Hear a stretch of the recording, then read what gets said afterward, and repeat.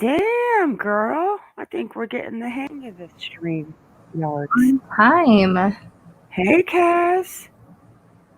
Did you see the countdown? I think I saw a countdown. I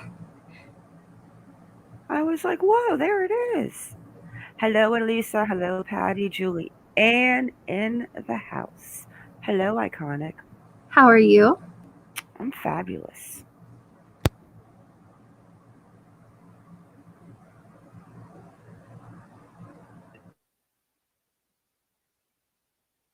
How are you tonight? I am good. Good. How was everyone's Thanksgiving?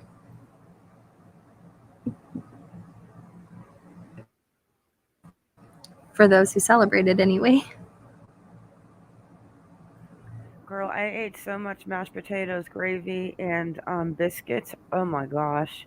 I was making little mini turkey sandwiches from Castle Burger, Mm-hmm. like those little sweet little rolls that you just put a little butter and bake them in the oven. Oh, And they those come are with so like good. 24 in the pack, and they're kind of raw when you buy them. And then I was cutting it in half and putting turkey, mashed potatoes, and gravy in them. Oh my gosh, girl. That It sounds was delicious. perfect. Nice, Elisa. Elisa had a nice Thanksgiving. I was Aw, thinking that Kaz. I had to make some cornbread stuffing because cornbread mafia has been on my mind a lot lately. It was awesome. Highly recommend it. I told her she should have put a little flag in the cornbread when she got to her family's house and it would have said cornbread mafia. What kind of cornbread is that? Cornbread mafia. Hello, Mama Lisa. It's cornbread mafia and Donwell's helped. JK. It's giving me a new option where I can actually do a picture slide now on StreamYards. Between StreamYards, Nightbots. Oh, there's the Nightbot. Hi, Nightbot. Welcome to the party. So, are you guys ready to talk about Heidi Planck? Because there's a lot of contradictions and craziness that I and Iconic and Kaz have been digging into, and so much does not make sense. When do any of them ever make sense? These cases blow my mind. Yeah, you guys might want to take out a note card because this is still mind-boggling to me. She did, Kaz. She made cornbread mafia bread for Thanksgiving, but she didn't put the cornbread mafia. She should have put cornbread mafia like in little pieces of corn on top, and it would have said cornbread mafia. Man, failed opportunities. Oh, your family would have been like, what is the cornbread mafia? They might have had me committed. Who knows? Can you come get me? I'm in Dallas. I've been 5150. Okay, what did I want to mention first? There was something I wanted to mention. Oh, I don't know about the mentioning part. I knew we were It going to was the do a Facebook. video. Was it the Oh, Facebook? I know the group has been, the meeting's been postponed until Monday. Yeah, I saw that the bot. Hello, Lisa. The bot just said it. Oh, this is what I wanted to say. If you're in the Facebook group and you're good at Facebook and you like Facebook and you're a member on the channel and you want to be a moderator in the Facebook group, please email me at, can you put IEMA in the chat? Let's see if that one works. I mean, explanation. See if our bots are paying attention. I don't think it worked. Give it a There we go. second. Good. Okay. So please email me. There is the email. If you want to be a moderator in the Facebook group and you're a member of the channel. And that goes for any membership, this membership, that, whatever. Hello, Angel, and I'm glad you made it to a live, Lisa, because we're going to confuse you tonight.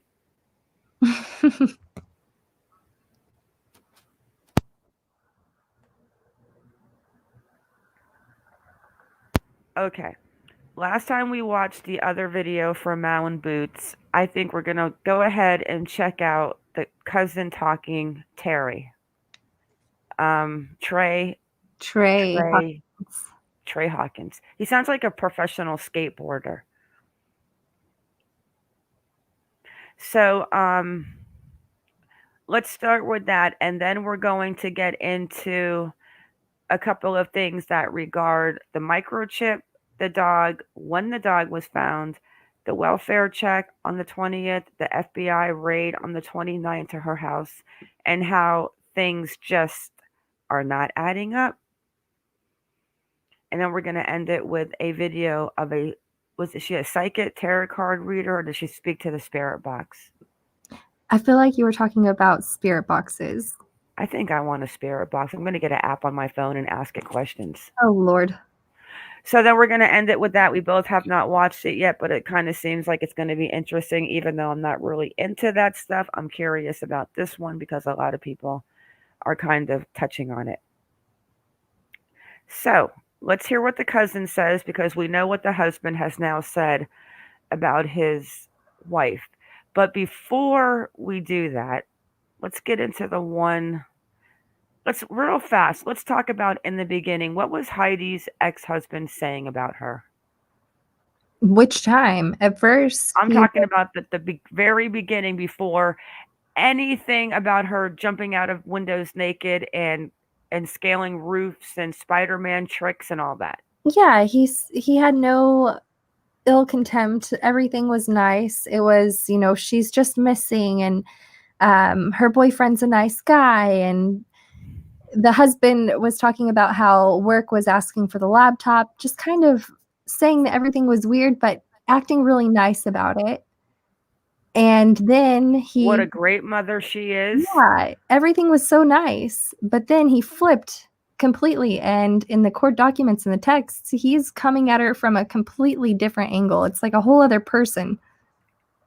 A complete whole other person. He goes from friend, oh, I'm in her house and I'm looking for her phone and I'm checking on her and I have her dog, to she's evil and she's scaling buildings and has Nerf guns shooting things down her bra. I don't even this is the same person.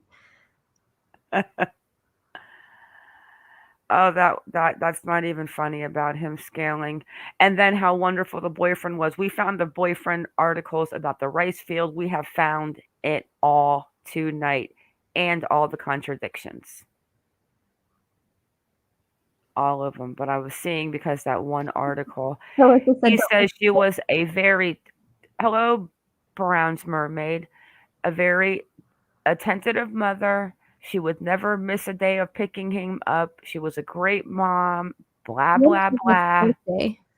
Where's the boy's mother? And we even have a little video of the son talking about his text message to his mom. Gosh, Nightbot, you read my mind. And the boy only talks about what text message, and we're going to see later that he only talks about the one text message. Very interesting. So let's start off a little bit with the Mal and Boots and listen to what Heidi's cousin is going to say.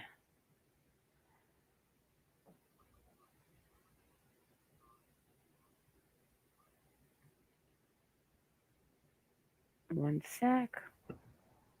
I'm going to put this on 1.25. All right.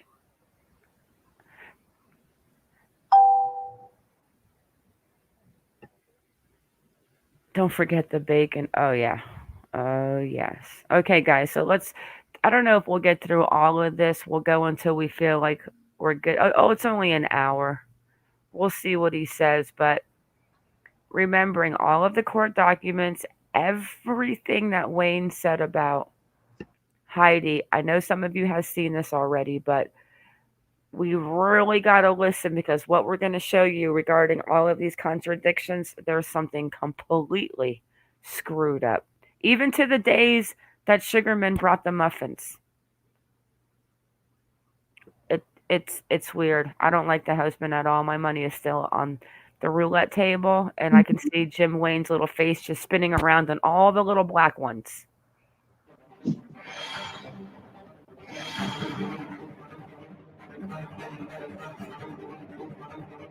I love these girls. We have got to meet them. They're hilarious.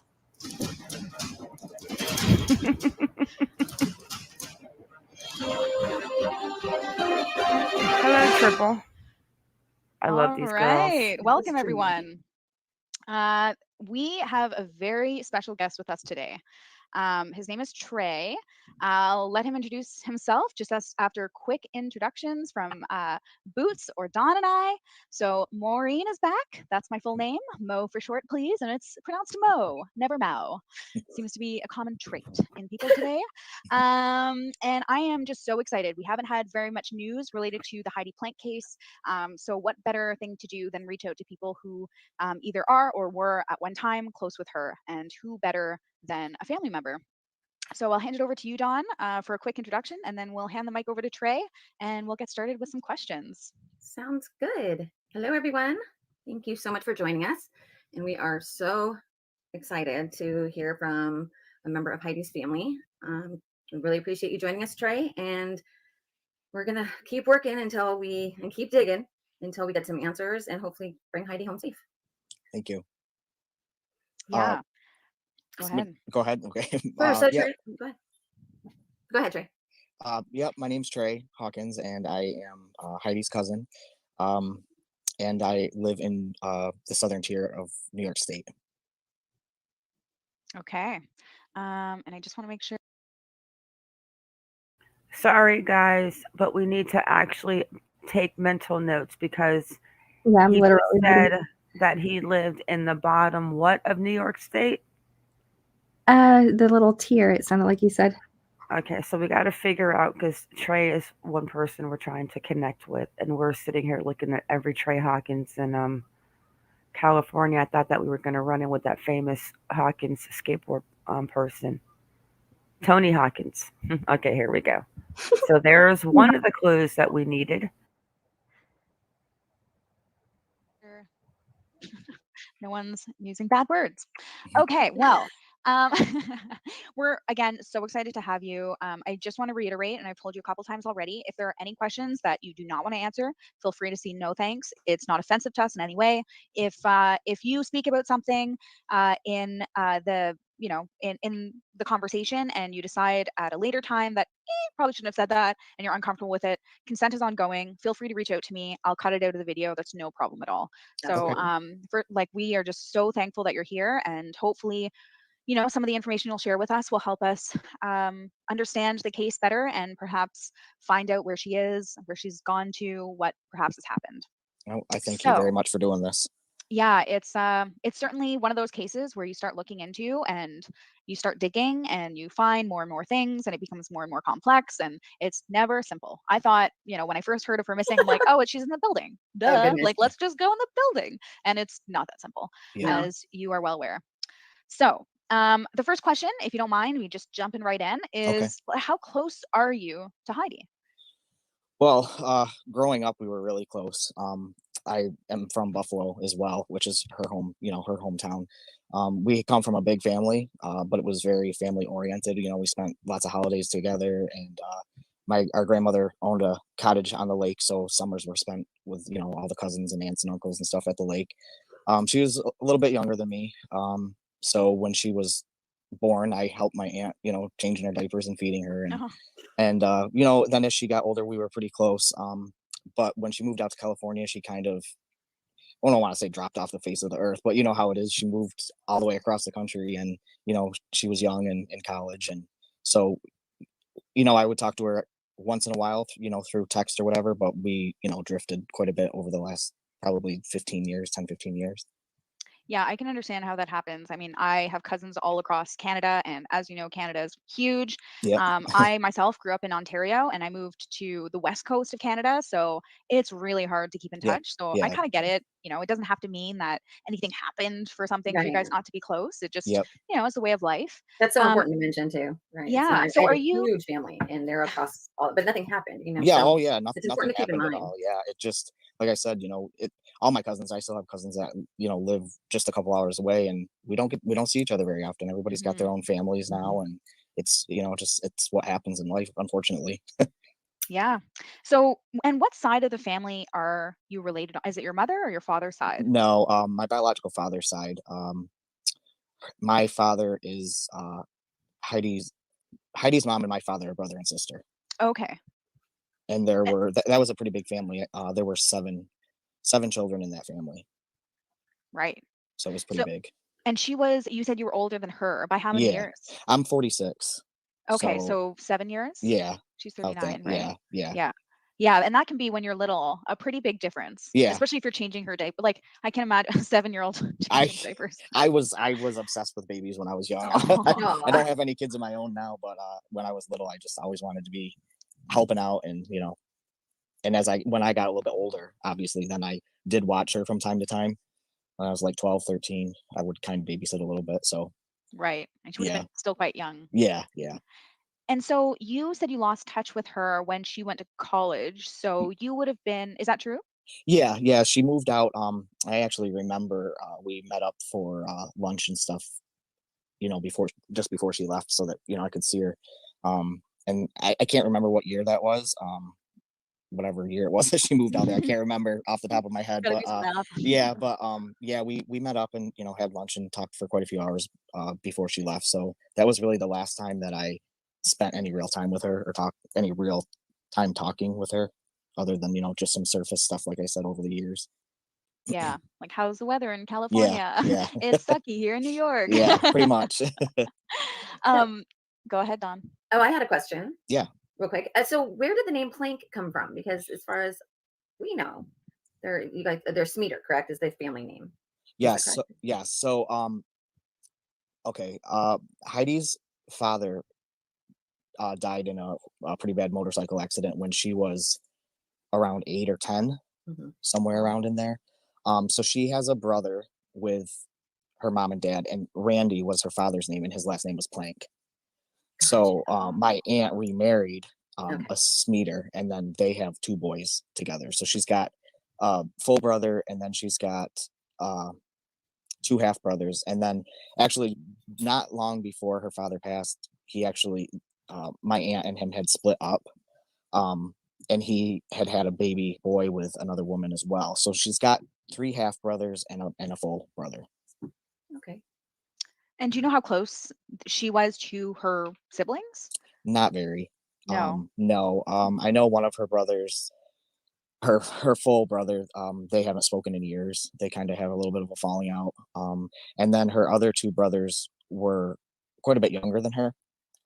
So when she moved to California, they were still kind of young. So Right. she didn't ever really get to know them. And then her father's um, son, I believe, lived in like one of the Carolinas or something. So I don't know if over the last 10 or 15 years if she's been in touch with him, but I know before that she hadn't. I don't even think she had met him before that. So I don't Happens. know what happened, if anything. And like I said, over the last 10 to 15 years, I'm not sure. And you said that she had a falling out with one of her brothers, not to hash out, like, I don't think it's relevant to necessarily hash out family drama or whatever, but Right. do you happen to know like, the context of that? I Was it don't. just a, no? Just the difference of opinions on things. Like, Mm, they just um unfortunately some siblings are really close, and then you have siblings that just aren't, and they just never really had much in common, or um but I don't remember like nothing like specific happened that I'm aware of. It's They quite a bit, just mhm. bit of an age difference there, so that makes sense. yeah. I'm trying to think how old her brother is. I can't He's older than her, maybe by Hmm. 3 or 4 years, maybe. Hmm. But I couldn't tell you for sure. Oh, the younger ones are quite younger, you said? They're a little bit. They're in their earlier 20s, earlier to Oh, mid 20s, I believe. Okay. So And there is an and age difference there. right. And so I remember reading that, I think it was in an article, that she was reconnecting with her mother. I Yeah. know that she was planning on visit for Thanksgiving. So prior to that, was she still going back home for, family events? I know you mentioned she I think it was a couple years ago or something, and correct me if I'm wrong, but she had gone to help out with a cousin meetup or something like that. Can you tell us a little more about that? Well, yeah, I don't know how much she was going back home. I don't think a whole lot. And again, her and her mother had a period of time when they weren't really talking a whole lot. So she didn't come back a whole lot. But like you said, over the last few years, they've been reconnecting, and Heidi was making more of an effort to come home and stuff. My older, one of my cousins that's closer to my age, we started 3 years ago, cousins reunion. Because the family reunion was always big and on that side of the family. And then when my grandmother passed away, everything kind of ended. And like I said, when we were. What are you thinking so far? He seems a lot older than Heidi. Yeah, he does. Maybe 40s. I wouldn't say much older than that, though. He doesn't look too old. I'm going to skip forward just a little bit to when he starts talking about Heidi going out. Because Heidi's already gone to college now, right? Sounds like it, yes. Yeah. But I'm trying to think, too, because I was wondering if that was what caused Heidi and her mom to kind of part ways a little bit, was maybe the controlling of the husband. But it doesn't seem like at that point she was even with Wayne yet. I don't know. A lot of moms and daughters have fallouts. Oh, I know, but I was wondering throughout this case if that was she had a fallout because Wayne was controlling her, like, hiding her keys and, making copies of stuff and isolating her from the family. Yeah, I'm going to take this out to 1.5, guys. If you can't understand it, let me know. But I want to get into when she actually gets with Wayne. And this video link is in the description of this video. So let's just go a little faster.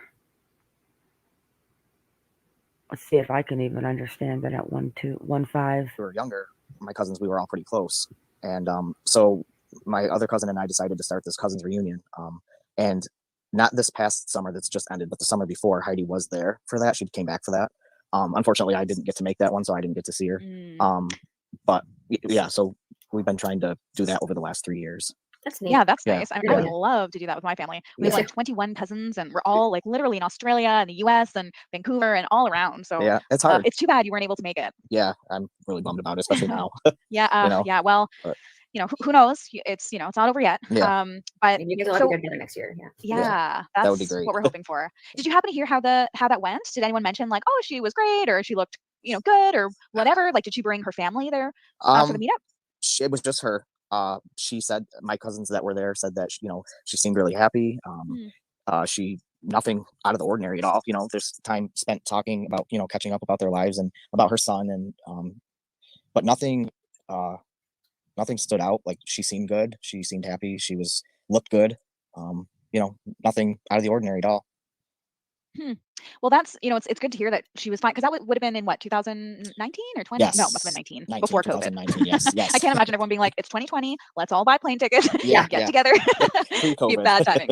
Yeah, pre-COVID. That makes sense. Well, I mean, so, and you had mentioned before, sorry to bounce around here, That's okay. feel free to stop me, but that's just the way my mind works. But That's you had mentioned previously that, oh, you love babies. So was there ever a time where you had an opportunity to meet her son? Have you met her son or her No, family? I haven't. No. I never got a chance to. Not at this point, anyways. Yeah. Well, he's what? He's 11? He turned 11. Yeah. Wow. He just turned 11. He's gonna be a man soon. Yes.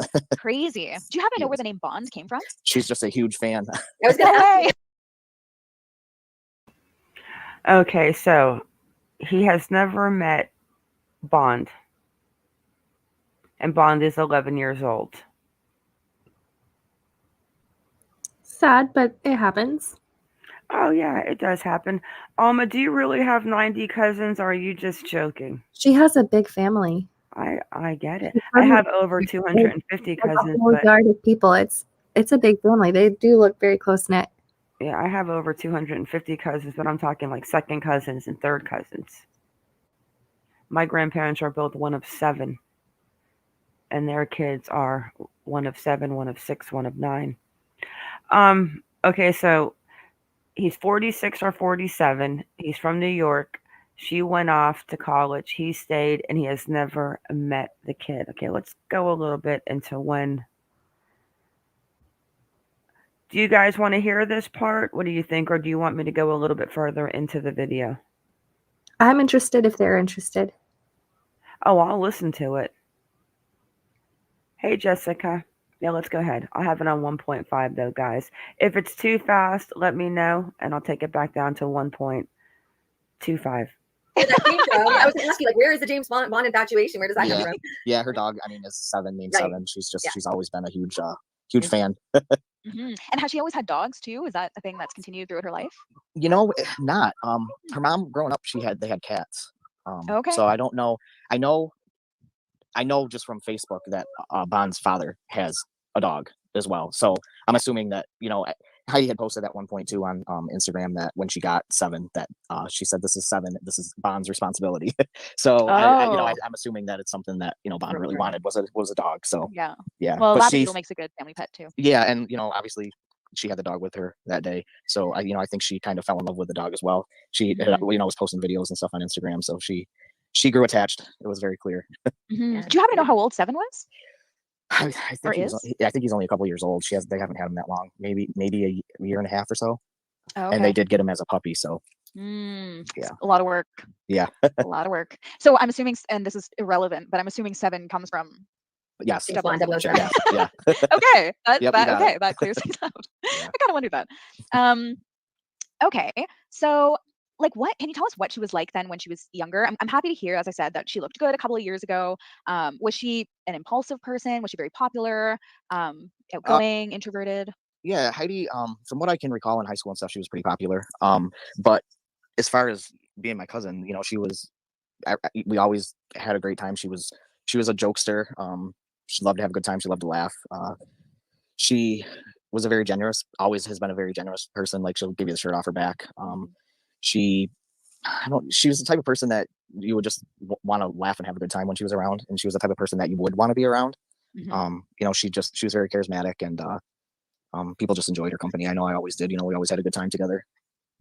I mean, she sounds like someone who, you know, had, you know, and I was about to say had lots of friends and was very charismatic, except the thing that doesn't quite make sense is that, to me, someone like that, why aren't more people rallying together? I mean, we're seeing two of her friends, you know, on the news putting out flyers, but we haven't really seen a big community come together for Heidi, which to me is strange. I'm not really sure. I find it kind of strange myself. I know even as far as the family goes, you know, a lot of my cousins and I have been talking about everything that's been going on, but nobody else is really speaking out too much. I just think, at least as far as my family's concerned, people just don't know what to say. And it's hard that we're on the other side of the country, you know, too. Yeah. You know, some of us had said how it would be great if we could go out there, but in reality, I mean, we all have jobs, and it's, you know, it's really hard to just like take off and go out there. And what would we really do? Yeah. You know, I don't know what we would even really do. So I'm not really sure why. You know, some people had brought up that it was strange, and I'm sure you guys have probably heard this around too, that it was strange that people in Buffalo were getting friend requests from her. Yes. The last few days before she disappeared. I don't find that strange because her class reunion was coming up. That makes so much sense. We figured that out. Yes. So I'm like, I don't understand why that's strange. Maybe she's just trying to reconnect because she's going to be seeing these people.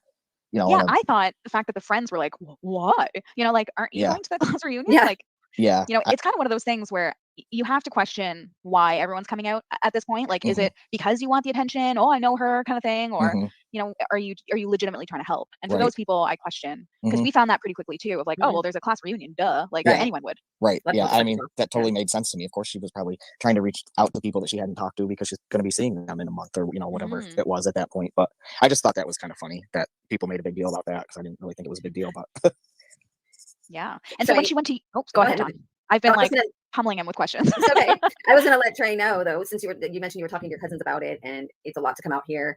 I live out here, so if there's anything that you guys are thinking, hey, why haven't they done this, or why haven't they done this, or someplace, if you need me to speak with somebody or go anywhere, I'm right here. I appreciate that. Thank you. And let us know. And we don't have to air it. Nothing has to happen like that to help you guys. Yeah, no, I appreciate it. Absolutely. We did. I did ask.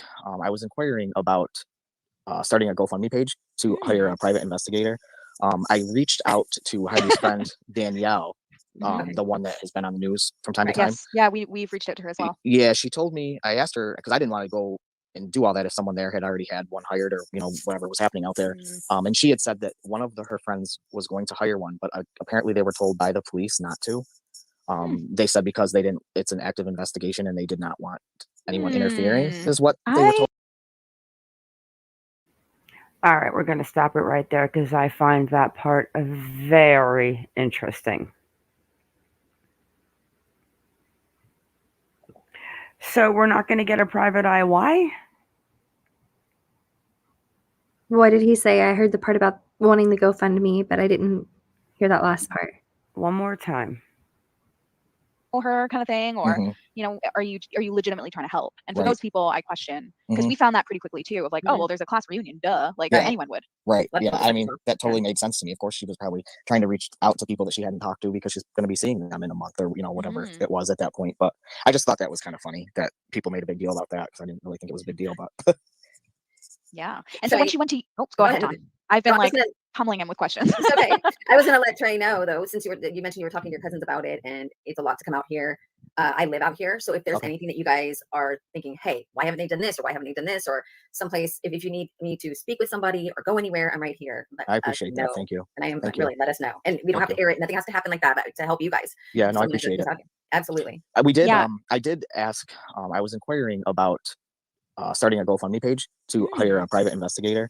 I reached out to Heidi's friend Danielle, the one that has been on the news from time to time. Yes. Yeah, we've reached out to her as well. Yeah, she told me. I asked her because I didn't want to go and do all that if someone there had already had one hired or whatever was happening out there. And she had said that one of her friends was going to hire one, but apparently they were told by the police not to. They said because they didn't, it's an active investigation and they did not want anyone interfering, is what they were told. That is Quite questionable. interesting. Well, Yeah. Danielle told me, she goes,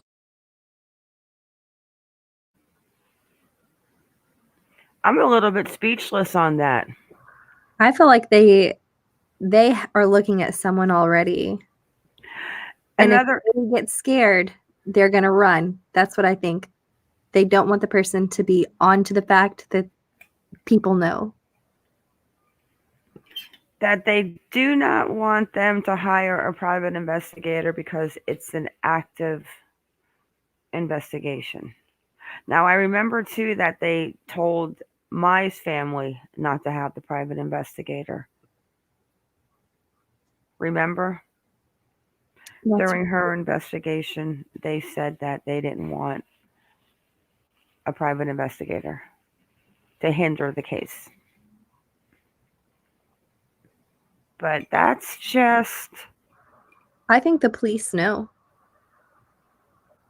I mean, there's no updates on it. There's no talk. Well, we're going to get into all of that after this video, but this is getting strange. Okay, let's continue this video so we can get into all of the contradictions that are mind-blowing. Mind-blowing. Come on, guys, talk faster.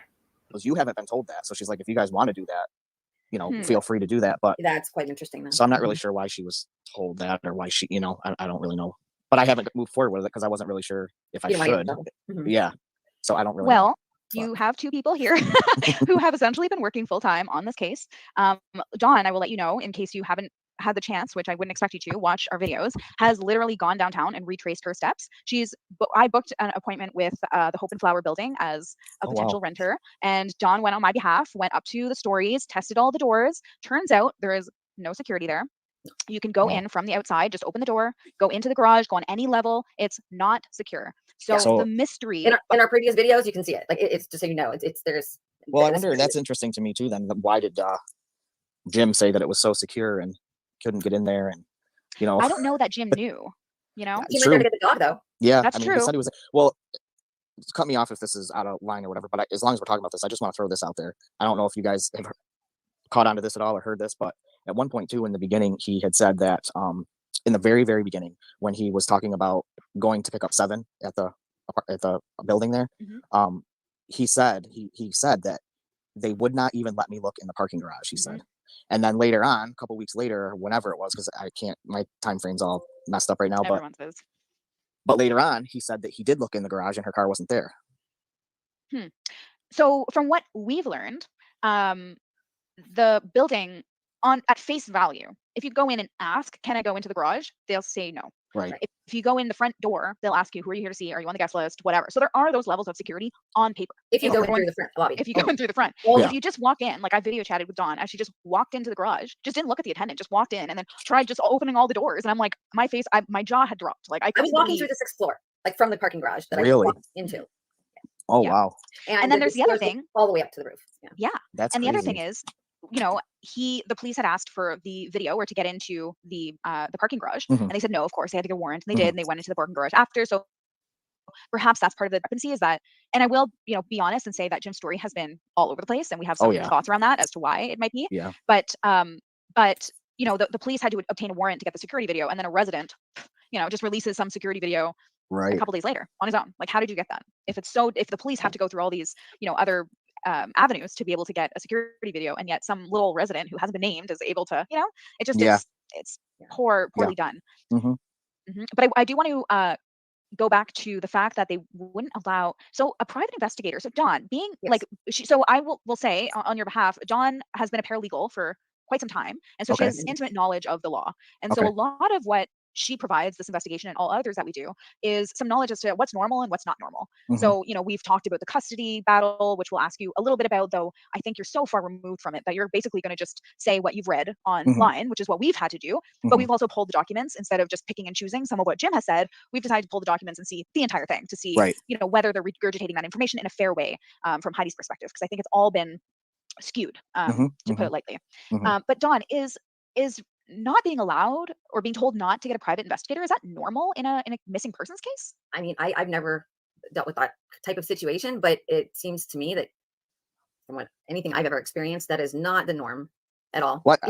Even with an open investigation, it doesn't seem right. That's not normal. I can't say it's unlawful, but no, it's definitely not the norm, especially with a case that has an open investigation that is not active on the outside. Right. Or providing family with anything at all.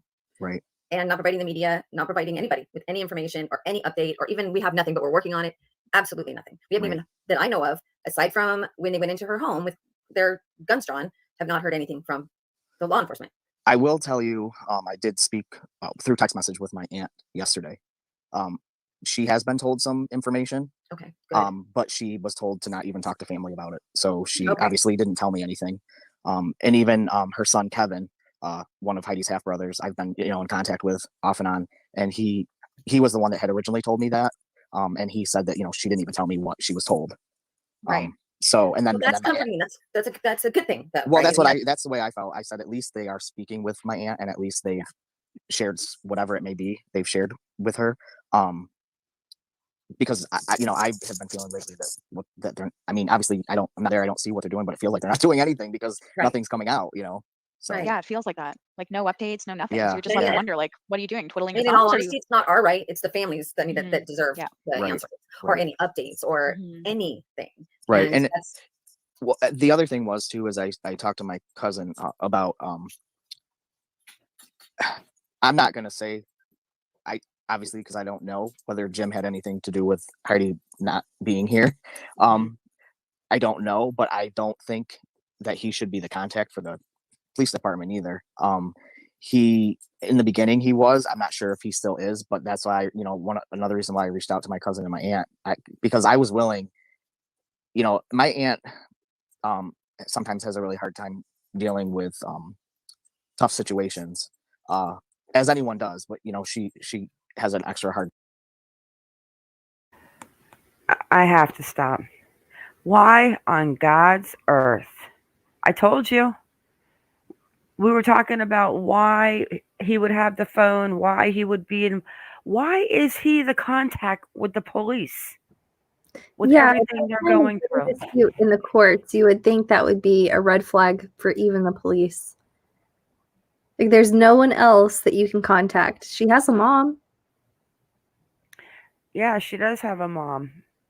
She has a boyfriend. She has family. So the contact information to the husband who completely railroaded her on Daily Mail, but he's still the lead contact into the investigation of Heidi. Doesn't that just make it a lot easier? Hi, Bex. doesn't that just make it a lot easier for him to kind of stick behind the scenes and know what's going on? I don't know. I think it makes it easier for the police. He's definitely on the radar in one way or another. He's just a piece of all right, let's go and see again what they got to say. That's just weird to me that he is the contact information to Heidi. Weird. And he's probably loving it because once again he feels like he's got the little control over her. I don't know. Who do we always go look at first in any kind of situation like this? The husbands, the exes, the wives. This isn't a good look for him. Yeah, well, hopefully they're going to be able to change this because obviously this guy sounds like he definitely does not like a Jim. Her cousin. Time for whatever reason, and so she kind of shuts down is her way to deal with it. So I even offered, I was like, if you want the police to talk to me, I mean, I just don't think that Jim should be the contact for this. Can I ask you a question? Is there somebody in the family on your side of the family that would be a good person to be the contact? Is there an alternative is what I'm trying to I mean, I don't know. Like I said, I'm more than willing to do it. Right. But like they are obviously talking to my aunt, so maybe she has had that conversation with them. Do you see what I'm saying? Like maybe she is that person because they have been talking to her. So, but I put that out there, back a couple of weeks ago. I was just like, he should not be the main contact for this because maybe he is involved, maybe he's not. But either way, they clearly had their issues with all the court stuff going on. So he is not the person to be contacted. He should not be the person. I don't think. That's my opinion. There are many of us here who agree with that. I think that, but from a family's perspective, that's very important. Yeah, the ex. I mean, we've talked about why that may be. Yeah, sure, he's in California. They share a son together, but then you hear of all these custody battles and the relationship turbulence that we've heard about through court documents. So I'm curious to know, like, I understand from previous interviews that you've done that you hadn't met him. Is that right? I have never met him. And so had you ever talked to her or other family members about their opinion of him? I do know that my aunt had met him a couple times and she said he seemed like a nice guy. So her mother only met him a couple times. Yeah, she hadn't met him not a lot, I do know that he did call her and did talk to her after he filed. I believe he filed the report. Yeah, I believe he filed the report on, I think it was that Wednesday after she didn't show up to pick Bond up from school. Yeah. So she didn't bother to call he didn't bother to call and ask Mom? No, right? To my knowledge, he did not get in touch with my aunt until that Friday. Wow. So that isn't the biggest red flag. So the kid goes missing when she goes to the game on October 17th. The dog is found wandering in the building. First it's 1 hour later, and then it's 3 hours later. And then we'll get into about the dog and the microchip and what he did with that. But then he doesn't call the aunt until Friday. And at this point, he's already been to the police department to file a police report. And at this point, I'm sure he's already been back to look to see if the car was inside the garage, like he said, and to pick up the dog. I mean, I feel like the first place you would call to see if someone was okay would be their family. If she's run away or if she's gone somewhere, it would probably be with the family. Bingo. That is a big red flag. With everything else that he's waited on, there's too much time. He's lapsing too much. What? And it gets better, guys. Wait till the stuff that you see that we found out after this video gets played. That's why it's like I want to hurry and get through it. Allegedly. Oh no, wait, guys. You wait, guys, until after this video, the contradictions, and this guy right here, I'm still putting all my money. I think I have to go out to Vegas and just put like it all on black. Okay, here we go. We're halfway through. Friday. Wow. Yeah.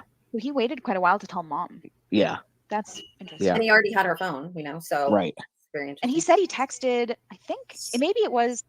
Okay, so not only now I can't even. I got to get some tape for my mouth. So not only did she not call the aunt who Heidi was close to, but now Heidi and the mom are they're rekindling their relationship, and he doesn't even think that maybe I should call Heidi's mom, the grandmother of my child, to see if she has heard from her daughter. You know what? It's because he knows where she is. There's no point in calling to find out. She's obviously not going to answer and be there. Oh my goodness. I am going to go get a red flag and stand up in my bed right now and wave a red flag. That right there is like, we are going to count the red flags tonight, because I am going to go. Listen, guys, we need to get some people in this area. They need to get in front of this man's house. Hi, Boo Love. Hello, Kenny. Rest. Yeah, we need California people. We got Sherry. We've got Alma. I have my friend Cola, who lives in Redondo. Yeah, I think it's time that people go harass this man. All right, let's see if I can get through a little more without blabbing. The next week, where he contacted her current boyfriend. Now we don't know whether or not they were dating. They were on and off. They broke up. She ghosted him. Oh, we have no idea what really happened. But so I'm assuming, since you'd never met Jim, you had never met. Oh my God, Alma, you cracked me up. Naeem. Naeem Salam. Yeah. No, I don't even know anything about him. I don't know what truth there is to that. Right. I don't know anything about him. I've never heard the name before. Mm-hmm. Okay. And to my knowledge, when she was at the reunion, she didn't mention him or any guy, to my knowledge, at the reunion. Yeah. So maybe it wasn't that serious. Yeah, I don't know. Mm-hmm. So then I'm assuming you don't know much about, the court battles that they've had, or the custody arrangements, all those details. Have you gotten them from the news reports? Yeah, I mean, I've seen the full document. Mm-hmm. I've seen all of that, and I've read through it myself. And some people think that I shouldn't share, personal family issues or whatever you want to call it, but I feel like anything that could possibly help find Heidi or figure out where she is or what happened, I think is important, no matter if it's hard to talk about or not. Thank you for that. So yeah, I mean, we have, the more we can help. Yeah, we're not looking to dig into drama. We just want to find Heidi. But that's because part of the thing is that some people are saying that maybe she just picked up and ran away, or whatever. So I will say, I've read all the documents, but I only know about all of that from reading through it. Again, all of that is just, there's not really any proof to anything. It's Jim's declaration.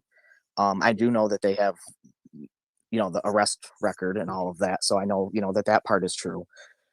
So I will say that there's a lot of mental health issues on that side of the family. To my knowledge, though, the only mental health issues that I've ever known Heidi to have is depression from time to time. I've never known her to be psychotic or to use drugs, for that matter. I've said that if Heidi was abusing any kind of drugs, I feel like it was probably prescription. Didn't the report say Adderall or? Well, she does have ADHD, and she, like I said, has dealt with depression from time to time. But that's all I know about. But again, there's a lot of mental illnesses on that side of the family. A lot of depression. My father had a really bad breakdown and actually almost tried to kill my mother at one point. Oh, that's pretty deep right there. Let's stop on this note. Hi, Shredder. Glad you made it safe. Okay, so we have Alma and Shredder, and we have Patty. Boots on the ground. Shredder made it to Cali.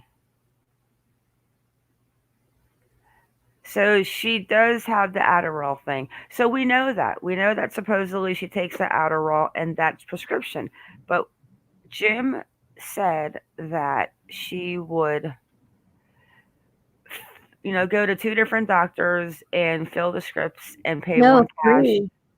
3, and pay 1 with cash, 2 with cash, whatever. The the third with the insurance so that she could have all of those Adderalls. I think that's like a little bit insane amount of Adderall for one person to take a 3-month supply in a month. Unless he was dealing it. I mean, I just don't see anything like that. I just think that Jim is like a little poopy, a little corn poopy. I'm glad you love MGL. I think MGL is um, entertaining, but I do not think that Molly Golightly and I would probably get along if we were hanging out in a bar one night. But yeah, she's definitely entertaining. I will give her that. But she's a little too eccentric for me. But nothing bad to say about Molly Golightly. Do I watch her? No. Can she be entertaining? Yes. Do you get a laugh? Yes. Okay, so the mental thing is there, but the Adderall situation, I'm still not believing Jim's story whatsoever. All right, here we go. And was in the hospital for a good 3 months or so. So, like, girl, I really want to put this on like 2.75 because I cannot wait to show and talk about what we found. Oh, and then I have another uncle, a brother that is in and out of the hospital, and he's a pretty big train wreck. But I don't, like I said, I don't see Heidi being psychotic or having a psychotic break. I really don't. I mean, I don't know. That doesn't sit well with me, and not because she's my cousin. It just doesn't seem like her to me at all. So I don't know. And are you talking about the type of depression that builds up like over time? Or I mean, even a short period of time, not the immediate reaction type of. Yeah, like it builds up, Right. Okay. When you kind of just get tired of everything that's going on. Yeah. So it's very possible that she did, start getting depressed if he was dragging her to court all those times. You know what I mean? Yeah. Like I in reading the court documents and seeing, was it like 37 times over the last 9 years he's taken her to court. Yeah. So and it's all on his word. I mean, yes, as far as what I see, and I've gone over the papers, I don't see any. It's been referred to any counselor mediation, but that's not that kind of counseling. That's not that kind of counseling. The court didn't put anybody watching over her. She's never had her parental rights taken away. She did have them taken away completely. Yes. Oh, do you know when? Because I missed that. I think it was 2015 to 2017. Okay, so that's those are the papers we're talking about, I think. Yes, she had supervised visitations a couple days a week. I can't remember off the top of my head what days they were right now. But the interesting thing was that she did get custody back. Right. And there's nothing in there about her, like you just said, going to rehab or going to therapy or anything at all. Even the court hadn't appointed anybody to evaluate them either. No, they didn't. No, I didn't see anything either. So I don't understand all of that. So again, to me, I kind of feel like, did they just take her custody away again on Jim's word? I mean, I don't know. Yeah. And I mean, speaking of Jim, and I do want to ask about, what her mother, how her mother dealt with. Now, this is very, very personal. So feel free to say, we don't want to talk about that, whatever. But, seeing your parents cope with hard situations often helps you learn how to cope with your own situations. And so, once the father had tragically passed away in the car crash, I understand they were no longer together, but still the father of your child. How was that experience? I mean, it must have been really tough, I imagine, on the entire family, even though she was young. I mean, it can have a big impact. It was for sure. It definitely wasn't easy. And my aunt even though they had been divorced, they hadn't been divorced long. I can't remember right now how long, but they had not been divorced too long before that happened. And my aunt had a very hard time with it. If I can recall correctly, she went through a period of depression as well, which I mean, I guess is to be expected. Oh, something like that. If you didn't, you'd be like, what's wrong with you? For sure. So can I ask something like that? Sure. Okay, so she'd been spoken to her mother 2 days before she went missing. 2 to 4 days is what was said, correct? 2 days, I believe. Yeah. 2 days. So she was planning on coming out for Thanksgiving. Do you have any idea if she was planning on bringing Bond with her? I don't. Okay. I haven't asked that, so I'm not Okay. sure. But I do know she spoke to my aunt, and then I know that morning, um, she messaged with my other aunt and told her that she was coming as well, Hmm. and that she was, looking forward to seeing her. So Hmm. my aunt, so Heidi's mother, her sister, Mhm. she was going to see her, and she actually, like I said, messaged with her that morning. Was the last time that she messaged with her. Wow. So it really makes you understand that this wasn't something she was necessarily planning in terms of disappearing, like, so It there's been a doesn't lot seem of like it was. talk around her voluntarily disappearing. You even said that. And that's kind of where I was going with it, of like, well, for me, I'm focused on one of two theories. Now, I'm always, the way we investigate is we keep all options open. We Mhm. lay out the facts, and then whatever makes the most sense to each individual person, that's how you create your timeline. Mhm. The other way around is not true investigating, right? Right. We're researchers. Right. Um, And it changes daily as and new it information changes daily. comes. Exactly. We were talking Mhm. last night. And I'm like, okay, well, she disappeared voluntarily, just based on what we know. Yeah. But that makes me think that if the disappearance was voluntary, it must have been like almost like a jerk reaction to something, Something happened. and to disappear in such a Elaborate. like a just no trace left other than the dog way seems to be So I uh just can't imagine her doing that alone. So, I honestly don't think she did. right. Obviously, Yeah. like I said, I brought up the mental illness on my side of the family because I want anything to be out there that has the potential of finding out what happened to her. But I honestly do not think that she took off. Um, Mostly because she was making plans. That very morning, she was making plans. Um, her son is her world. She loves that kid. Like, she does. He turned 10 the year before, and she took him to Las Vegas for a weekend with some friends, and Oh wow. got this huge suite and everything for him. Like, she does everything for that kid. And she And went I, without Jim then, right, the year yeah, prior. Huh. yeah, Okay. So he yep, trusted her with that. yeah, yeah. That's true. He trusted her. They were in Dubai not that long ago. Hmm. They Her were? and Bond was with her. Yeah, she had posted stuff on Instagram, the picture of them in Dubai, her and Bond. So she loved to travel. She traveled all over. Like, she loved to travel.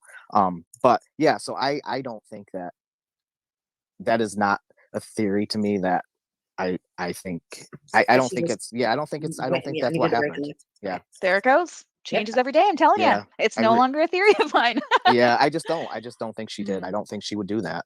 Do you think that she would do it if there was a situation that someone Wow. She's had some travels. I would love to go to Dubai. And no, I'm going to stop that there because I do not agree that she left voluntary. And if she was going to leave voluntary, I think she probably would have left the dog at the house and not took the dog with her for a walk down an alley in downtown Los Angeles. I don't think she would have left the son behind. No.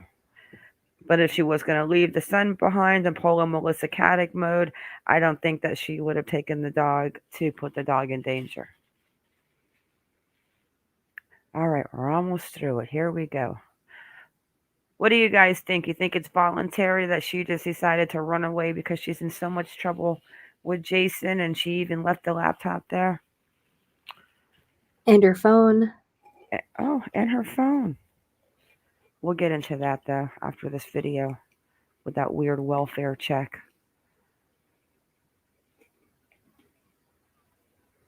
Yeah, a car thief. Kenny's got the car thief going on. So they left the dog and so the car thief was nice enough to put the dog inside the building. I don't know, If I was Kenny. stealing a car, I'd just dump the dog out of the car and drive off. That's a thief. Or keep the dog because the dog was definitely a nice little mix. Worth some money. Yep. was threatening her son, would she do it to protect him, do you think? Okay, so I've thought about that, and if someone's threatening her son, what good does it do for her to run? They still know where her son is. That's a good point. Oh no, we lost him. Oh, That's okay. He'll be back, I'm sure. okay. Hopefully he'll come back. Because I really want to know some other things. I want to know. Oh, here he is. I'm sorry, There you I are. lost you there for a That's second. okay. It happens to us too. Yeah, I was just saying that if she felt like her son was in danger, her leaving is not going to keep him out of danger. Mhm. They still know where her son is. You know what I mean? Like, I don't understand how that would prevent her son from staying out of Well, harm's maybe way that was if he the was. threat. You know what I'm saying? I was Yes. just Yeah. thinking, this is a lot of ifs. Yeah. It requires a lot of assumptions to Yeah. get there. But if she was, devoted to her son, like it might be a tactic that people use, bad people. Yeah. Well, I to mean, get with sure. him. If she, that would be the only reason I would think that she would leave like that, is if she. So if someone was threatening him, then Mhm. yes, then I do think she would. But I just don't think that that's what's happened. And so you mentioned speaking to her mother recently. You said yesterday, was it? Yeah. Yeah. And Yep. obviously she didn't tell you about what the police had told her for Yeah. obvious reasons, they asked her not to. But did she seem okay? Like, how is she doing? Well, we just messaged. I didn't speak to her on the phone. Okay. So it's it's kind of hard to tell through text. I will say that I messaged her a couple days ago just to let her know that I was thinking about her, and because I was really close. She was always like my favorite aunt. We were, and my mom and her were like sisters. We were just really close. But she didn't respond to me. So I gave her a day or two, and then I just reached out again yesterday, and I told her I didn't want to be bothering her, but I was just checking in with her to see how she was doing, and she did respond, and she told me, she said, don't take it personal. She said, it's some days I just can't, or I don't want to talk to anybody. So she's obviously struggling for sure. Yeah. Does she I have think people any mother around would. her? Like, She does. She's not by herself. Okay, good. No, yeah, her husband's around, and Good. and my cousin, her Heidi's older brother, lives close to them, and he's married and has a couple kids. She spends time with the grandkids and stuff. So yeah, so she's not alone. Good. All right. Good. Good to know. Good. Yeah. We had a viewer asking, how did she end up in LA? So, and it's my understanding she went for school, right? Yes. Yep. She went out there for school. And so was it Jim who said she didn't have a degree? I think I don't know who said that. I'm not sure who said Jim said that. that she was it Jim? Did at first, and then he changed it and said she didn't. Two different stories. To my knowledge, she had some sort of a business degree, and she did. Right. She was licensed to sell real estate as well. She did at Cal State LA, correct? Yes. Yeah. Yep. But I so yeah, gather she's no longer licensed. I don't know. Is that what you? Well, we looked. Okay. We can't find. But if you're not actively, there's no use in paying for the license every year. Actively using it usually. Yeah. Okay. Well, because I know at one point she did work with I can't think of his name now, but Daniel Elliman. Yes. Yep. And I guess he sells or deals with those apartments. Yeah, broker. Yep. Okay. A couple of them, yeah. Yeah. That was in 2015. That was quite a few years ago. That was like 15, 16. Yeah. She moved out there to go to school, and she met Jim not too long after she went out there. And I'm sure I've heard rumors that Heidi knew Jason Sugarman before she worked for him. She knew him back in 2009 or 7 or something. Maybe it was 7 or something. 9, I don't know, somewhere around there. But I had heard somewhere that she knew him before she worked for him. And I just feel like Jim introduced her to all these people. So you think Jim has or that's what you've heard, is that he has a relationship with Sugarman? I think he does. I think this is my personal belief. I feel like the dog is really cute. My mouth just hit the floor. Did you hear that? Tell me your thoughts. Listen. Too long after she went out there. And I'm sure I have heard rumors that Heidi knew Jason Sugarman before she worked for him. She knew him back in 2009 or 7 or something. Maybe it was 7 or something. 9, I don't know, somewhere around there. But I had heard somewhere that she knew him before she worked for him. And I just feel like Jim introduced her to all these people. He is saying, I think I heard this, that Jim is the one that introduced Heidi to Jason Sugarman. And that's going to go later on when we start discussing the files that supposedly were sent to Jim from who? Your man, Jason, I Let's believe. get through. Yeah, let's get through this video. Oh wow. See, guys, we watched this stuff basically the first time with you guys. We kind of scroll through it real quick, but we wait for you guys. Hey, Elsie. And welcome in. Let me scroll up for a second, Brenda. And then Lisha. Hello, Lisha. Lisha. Yeah, this is interesting right here because we have to remember he did hair in Beverly Hills for some stars. And Jason has a lot of connections. Bingo. Oh, shit. That just took like a left turn down the rabbit hole when I thought we were kind of going in a straight line, but oh gosh, okay. In So you that, think Jim has a or that's what you've heard, is that he has a relationship with Sugarman? I think he does. I think this is my personal belief. I feel like the dog is really. Okay, isn't that a Labrapoodle? It's a golden doodle. Yeah, that is the same dog that Heidi has. Right? Oh, she has the same one. I thought you were talking about Heidi's. Yeah, but doesn't Heidi have a dog just like that, but a small one? A smaller one, yes. But hers could Oh be. my gosh, look at that puppy's face. Ah, I'm in love. Okay, I saw a puppy, guys. Sorry. Oh, look at that face. Cute. He's a puppy. Yeah, I have 5.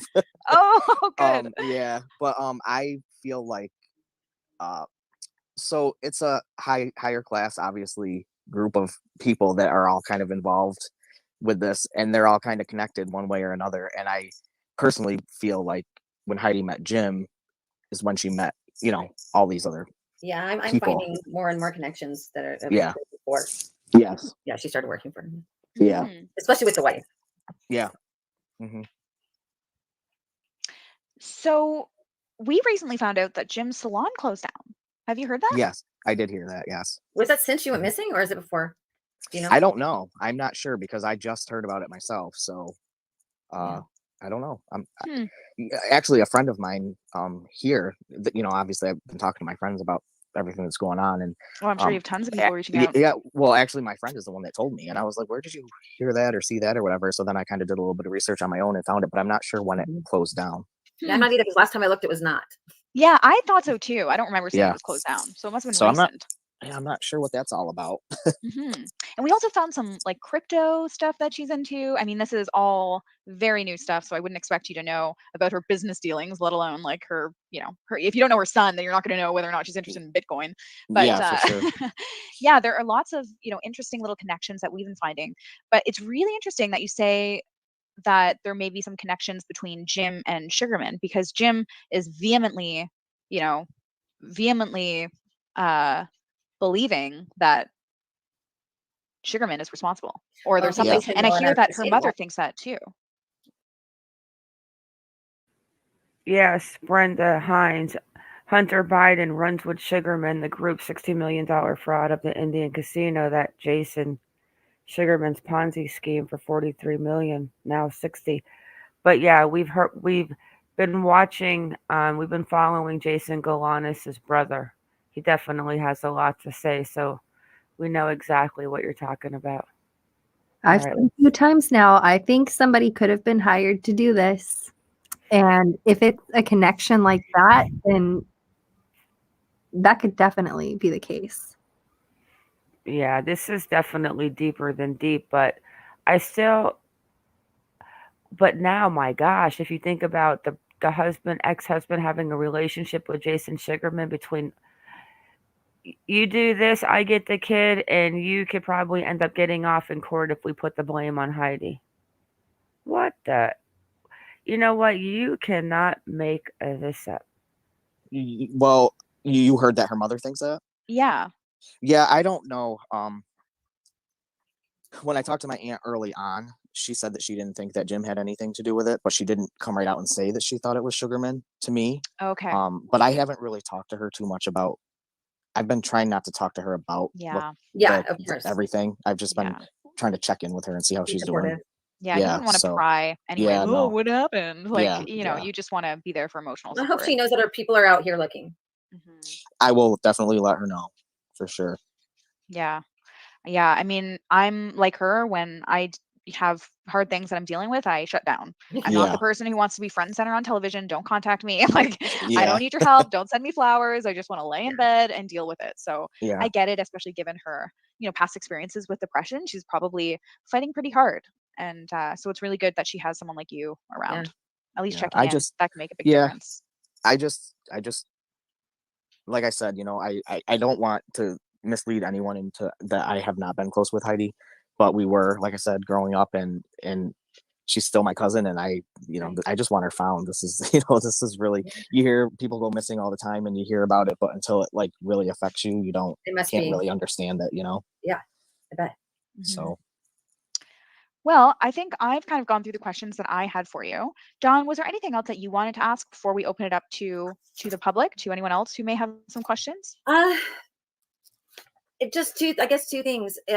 First of all, is there any? Well, first of all, did you ask what do you think happened? I mean, and you don't have to if you don't want to answer. It could be That's a fine gut too. feeling, like you can be very honest of like, listen, I don't know anything, but my gut says.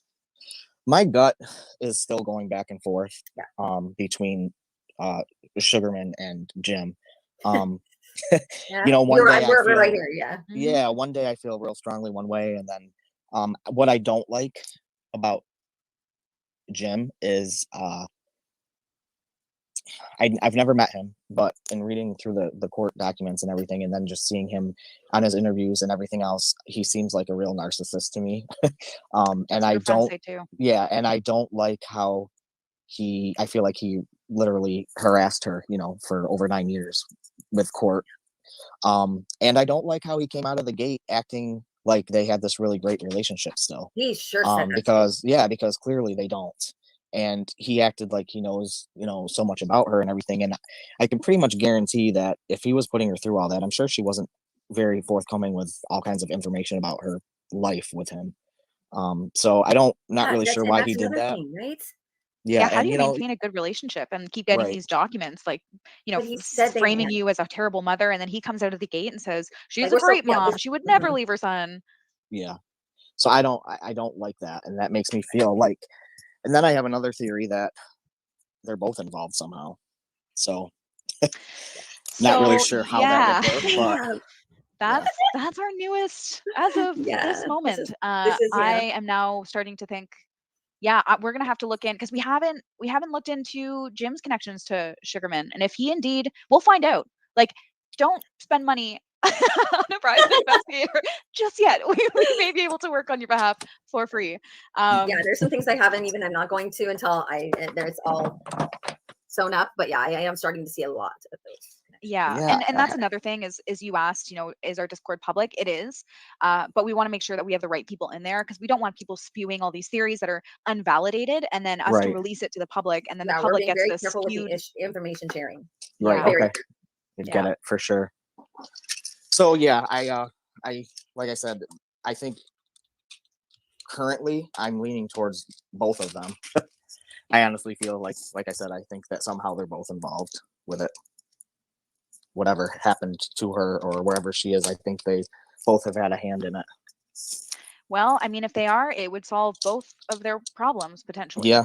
Let's just hope, if that is true, that they've worked together to put her someplace safe until things, whatever maybe happening goes over. Yeah. That's just, don't give up hope yet. Don't give up hope. I'm not. Until, I'm definitely not. But it's so nice to have somebody from her family, other than Jim and other than Danielle, to speak out. That it shows, and it gives everybody the feeling that, hey, people are looking for her. People care about her. She's a name. She is. All right. That man or cousin, I tell you, he is my new best friend.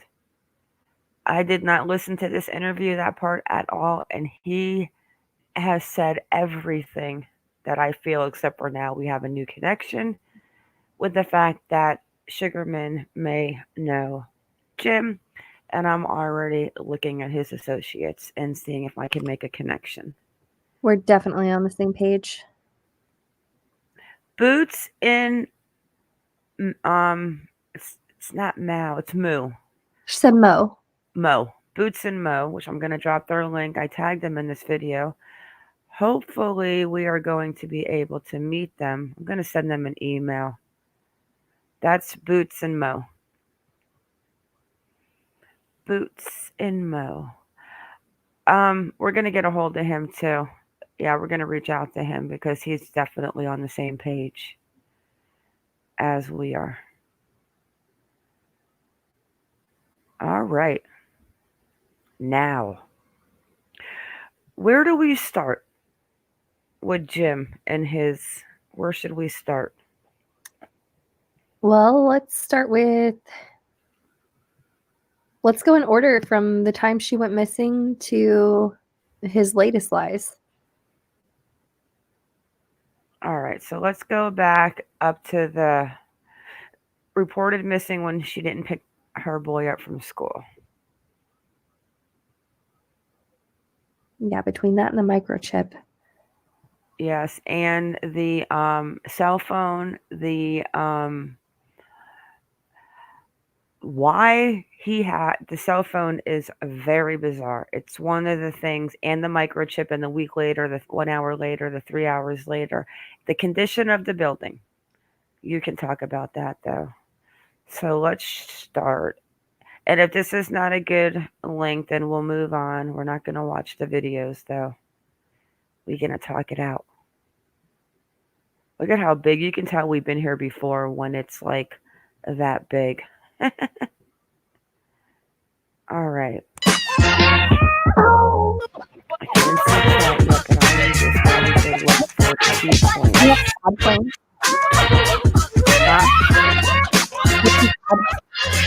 You're breaking up. Something's playing. This is the original one where.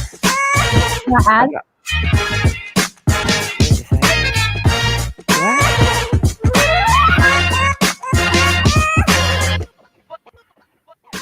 Hi, Junie. What'd you say? That music in the background was over your voice. Is it gone? Yeah, now it is. Okay. Okay, so this is the original. When the Range Rover, her purse, her personal belongings, phone, and computer however, were all gone. So this was when she was missing before the phone and laptop were found. This is like one of the first articles. And then it goes into, if you have seen anything at all, we have a 10-year-old boy at home that's looking for his mom. We need to find his mom. People don't just disappear, Wayne said. That she's an attentive mother. When she didn't pick up her son later, they were immediately concerned. That was on the Wednesday, October 20th. When she didn't pick up Bond. She simply vanished. Police, family, and friends sure. now looking for a devoted Culver City mother. She disappeared 2 weeks ago when she failed to pick up her son. No, that's the husband fleeing and her friend. Okay. But then, so it's really, we're worried about her, that she's gone, the car's gone, and it says right here.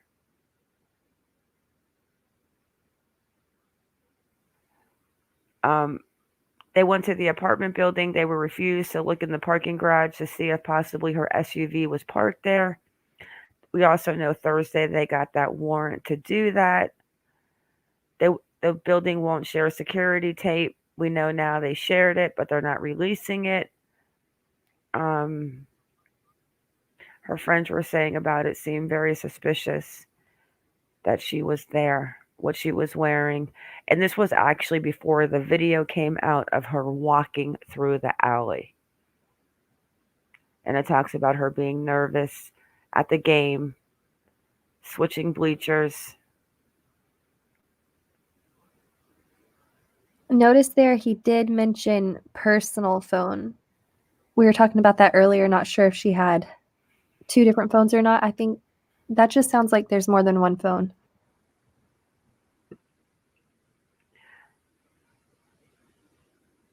You know what? Let's listen to him real quick. How long is this video?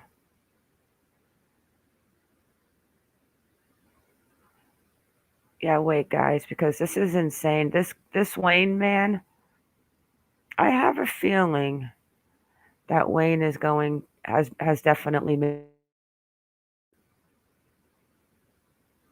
She simply vanished.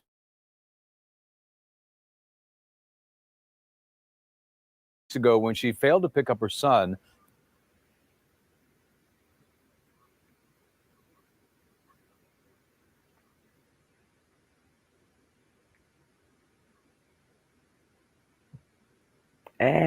Come on.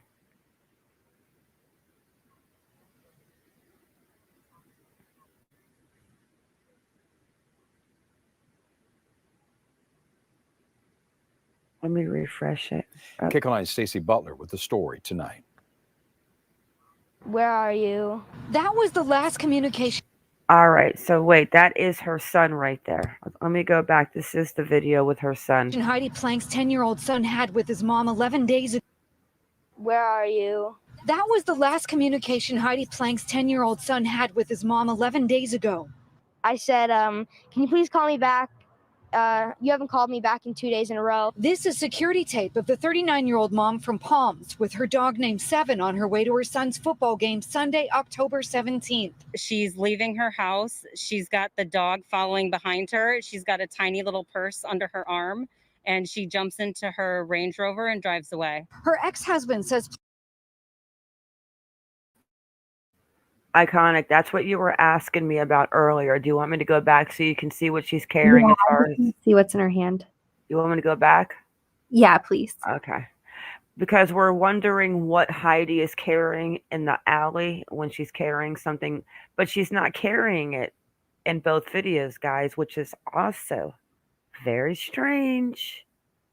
Planck left their son's football into her Range Rover arm, and her house. She's in a row. This is security tape of the 39-year-old mom from Palms with her dog named Seven on her way to her son's football game Sunday, October 17th. She's leaving her house.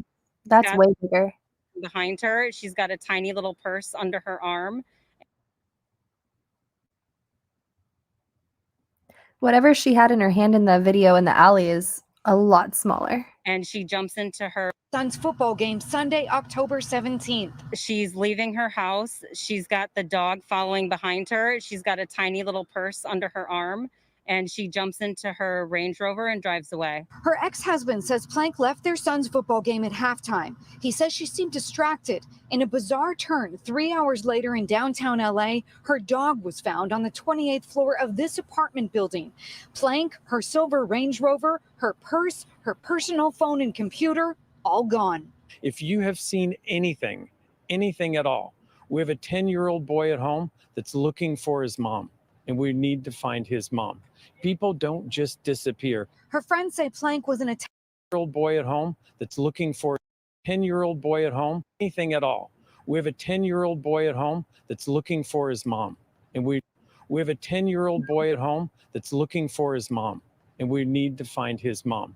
People don't just disappear. Her friends say Planck was an attentive mother, and when she didn't pick her son up at school later, they were immediately concerned. When she didn't show up to pick Bond up on Wednesday, we knew that something was wrong. And for him not to have heard from his mother for this long, something's seriously wrong. Planck's friends say the apartment building management has refused to allow them to look in the parking garage to see if possibly her SUV is parked there. They also say apartment management won't share building security tape with police unless they get a warrant.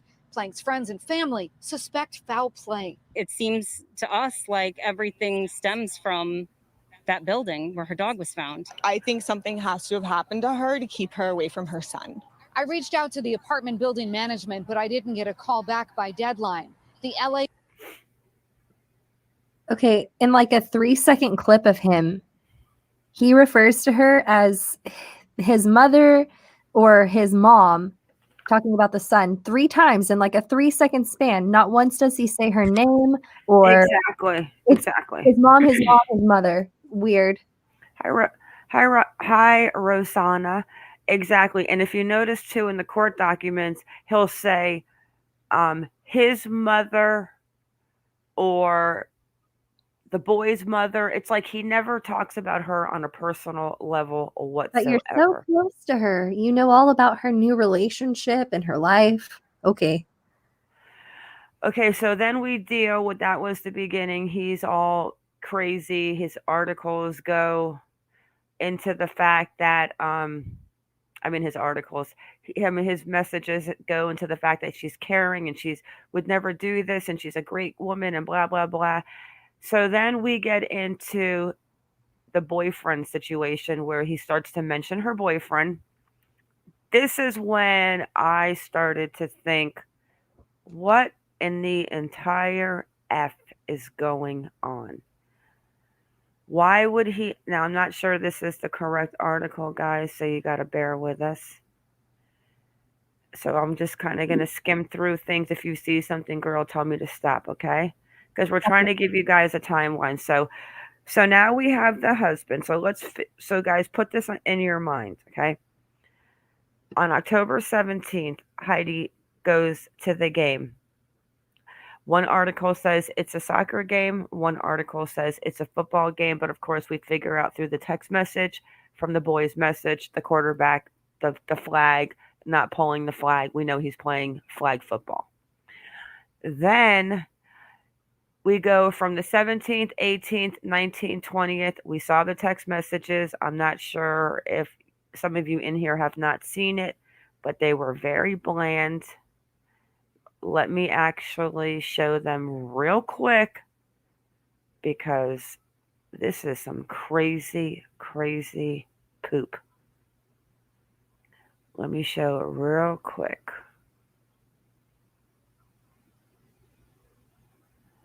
Where did I put it? Here it is. Real quick. Because, so remember, the boy, do you remember what the boy said, what his text message said on that video? I don't remember what I remember that he said that he sent one text message and she has a series of messages. He said that he sent one text message and the message basically said, Mom, I've called you 2 times or something. Why haven't you called me back? Here's the text message from the 3 days of disappearance. Oh, guys, you got to keep notes of the date because now the next thing after this is actually not the argument with about the boyfriend being cool. The next thing in order is the Muffin Man. But let's check this out real quick, just for the ones that haven't. So this is the text message from the boy to the mom. And it says, rushing and blocking. And the coach said, when I was rushing, I was fast and got the quarterback. I didn't pull his flag, but I scared him. And because he thought I was going to get him, he threw a bad pass and we intercepted it. Can you please call me back? I've called you 2 days in a row. You haven't picked up. Okay. Now, this is the only message the boy speaks of. I can go back and play that 100 times. And he was looking at his phone as he was talking about this, so he can see. He was looking in his phone. He was talking about the message. I mean, I can play that message one more time. Should I play it? Yeah, go ahead. But the thing is, this is from Heidi's perspective, so I think the dad deleted the stuff on the other end. But that is what we were saying. Mm-hmm. We were saying to the fact that those messages seemed weird. But on top of that, what seems weird is when the boy is reading the messages from the phone. Hang on, let it load. And then we'll go back into this article. But then in between the 17th of the game, these ridiculous text messages until the 20th. One sec. To the fact when she doesn't pick him up on the 20th, that's 3 days. So the boy reads these text messages, and this is what the boy reads. Let me find him real quick.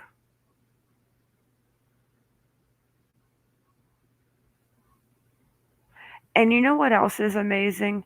That she looks different in like all of her pictures. Yeah, she does. That makes it so difficult if you're actually boots on the ground looking for her. Where is the boy?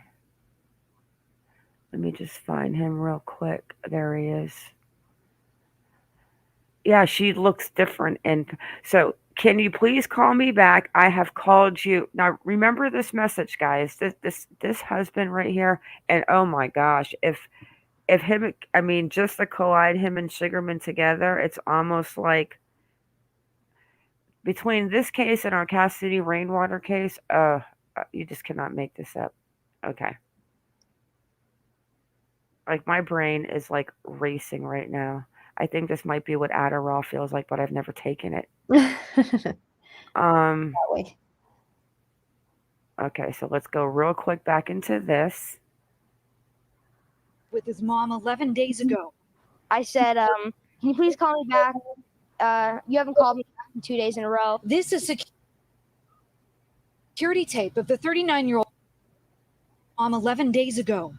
I said, can you please call me back? You haven't called me back in 2 days in a row. This is security tape of the 39-year-old mom from Palms with her dog named Seven on her way to her son's football game Sunday, October 17th. She's ex-husband says Planck left their son's football game at halftime. He says she seemed distracted. In a bizarre turn, 3 hours later in downtown LA, her dog... Year-old boy at home that's looking for his mom, and we need to find his mom. People don't just disappear. Her friends say Planck was an attentive mother, and when she didn't pick her son up at school later, they were immediately concerned. When she didn't show up to pick Bond up on Wednesday, we knew that something was wrong. And in part of one of those articles, he did specifically say a message. So I know it kind of cut off there at the end, but he did specify in another portion that it was just one message. Yeah, but the message is the one message that's read. Okay. So now on the timeline, we have the 17th is the game, and the only person that said she was acting weird at the game was the ex-husband. Fidgety, switching bleachers. One article mentioned that she was on the phone. She was sitting next to them. Another article, she was edgy. She was sitting next to them. She left. She moved bleachers, blah, blah, blah. And she left at halftime. Okay, so we don't know what time that was that she left. I don't know if anyone has actually specified what time it was unless you know, and I'm just brain dead. Specifics. It was never Pacific, was it? Okay. So that's the 17th. And so Monday comes around, which is, wait, what day was the 17th? Sunday. So the 18th is Monday, and you would think that she would go to work, right? I mean, I could be exaggerating, but you would think Monday she would go to work for Jason Sugarman, right? I mean, she seemed like she would be the type. Okay. So she doesn't show up for work. Now, Jason might know what's going on because, like I said, I'm not sitting here saying that I know for a fact the husband did anything. I just don't like the husband. But I don't like Jason Sugarman either because he's a Ponzi schemer. But she doesn't show up. You know, we don't know how many phones, one phone, two phone. He probably tried calling her, probably on both phones. And then he stops by her house. And did he bring muffins because he didn't know she was going to be there? Or did maybe she think she wasn't feeling well, something was going on, so he was coming over to check on her and bring muffins? For some reason, they will not give us the dates of that security footage. And what dates do they give us? The 18th or the 19th. The 18th or the 19th. We have the security camera, so we know somebody knows which day. Yes, we do. Yes, they do, but they will not give us the dates. So then that puts us at the game, The husband said she leaves nervous. I don't believe Jim for a second, but she could have. Then she does and goes wherever she goes. And then at 6:18, I don't know, let's just go military time so it's like universal across the board. 18:33. Was that the time it was on the security camera? That's the time. Okay. She goes and she's in downtown Los Angeles at Hope and Flower. You said there's two videos of her. Yeah. I don't remember one with her I remember the one with her carrying something, but now that I think about it, the one where she's more outside looking up, she's not carrying something. Yeah, so you see it from two angles. One's more from behind and one's from kind of the front. Can you possibly find those videos and drop them in Discord, or is that too much for you to drop? Let me see if I have that in Discord. And while you're doing that, I'm going to jump back into this article. Yeah, guys, this case is strange, but now with the cousin, and believe me, I'm going to find the cousin as soon as this live's over. Me, Kaz, and Iconic will probably be digging till like 3 in the morning. Oh yeah, this is crazy. Craziest thing is like, where is the car? You leave the dog, but you take the car. That to me is just strange. So let's get back into this one article because we're trying to stay on track. So then we're up to date, right? You guys probably have little notes. I don't know if you're taking them, but this is crazy because then you're going to have to fill in little areas in those little notes that just don't add up. So this is the November 2nd. Okay. This is when missing mom Heidi Planck argued with her boyfriend before disappearing, and he thought she was ghosting him. Now, the he is the ex-husband. I can't see chat right now, guys. One sec. So, supposedly missing mom argued with her boyfriend, Naeem Salam. Is that his name? Something like that. Naeem Salam, the Facebook worker, the good-looking black guy. If you guys haven't seen him, I think you're going to see him in a minute. So supposedly they have an argument, but this is where we get in with what the ex-husband says. And another thing I find interesting, and this is just new to my mind, is he played such the good guy like the cousin said. And remember, I did not listen to that interview before. We just listened to it together, so I had no idea he was going to say that. But he was so sweet about it. He was so nice about it. And the way that he decided to pull those court records with Daily Mail and talk about what he did and trying to get custody, and then of course added on to the nerves down the shirt and all that, just bacon, that just all those crazy things. So now he's going to start talking about her boyfriend. So ex-husband Jim says after she failed to pick up her son from school 3 days later, he told the son Heidi had an argument with the man she had been dating in the week before her disappearance. Okay. I'm going back to chat. How many of you in chat honestly think, with what this man has put her through for 9 years in court, that she is going to tell him that she had a fight with her boyfriend? Negative. I'm going to see if I can find my poll.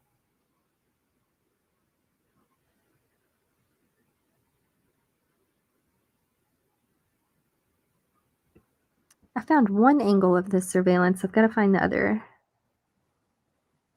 I think I found it.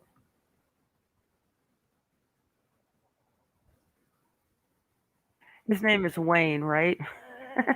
Last name, yeah. I know, but I call him Wayne. I'm going to make a poll, my first poll.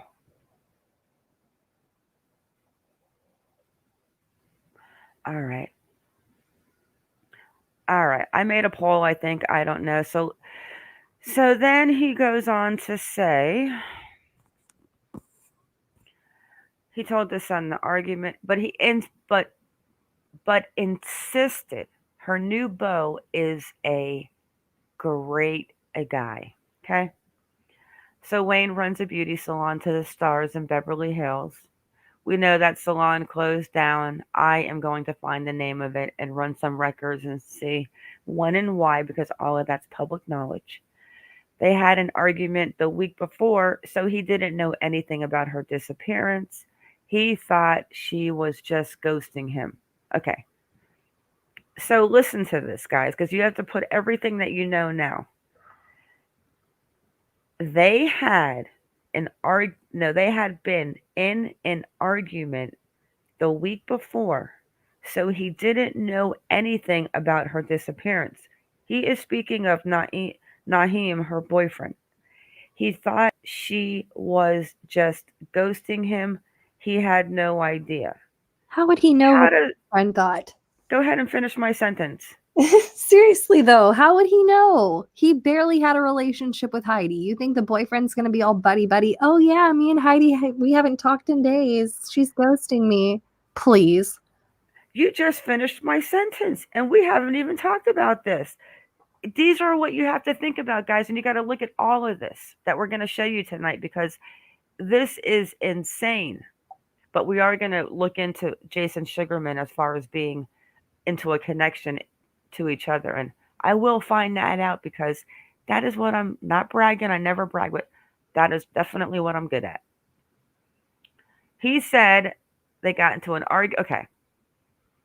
So then he thought she was just ghosting him. He said they got into an argument because he lives in San Fran and she wanted him to come down, but he couldn't because he had to work. But Jim insists Heidi's new man is a great guy, adding, I don't have any worries about him. He's a great guy. Are you... It sounded before. Who is he trying to convince? Wife, like, is he trying to convince you, me, you guys on this on the chat? Hello, Budget Jones, and hello, Tender T. Who the F are you? Okay, you said it once. You're saying it twice. Why are you trying to convince a reporter at the Sun that he's a good guy, or are you trying to? Okay, let's go. Give me 1 sec. Okay. I'm going to wait till she gets back and read chat, because this is great with his... I'm going to send Jim I think I'm going to send him some cheese balls. Okay. Hello, LC. Jim is trying to convince. Jim is all over the place like a chicken with his head cut off, because this right here, guys, is nothing. We are just filling in this weird timeline for you of this very strange man. This part is great. I am no detective, but he seems like a really great guy. Oh my goodness. As I said, I'm not a detective, but I can pretty much assure you that's not it.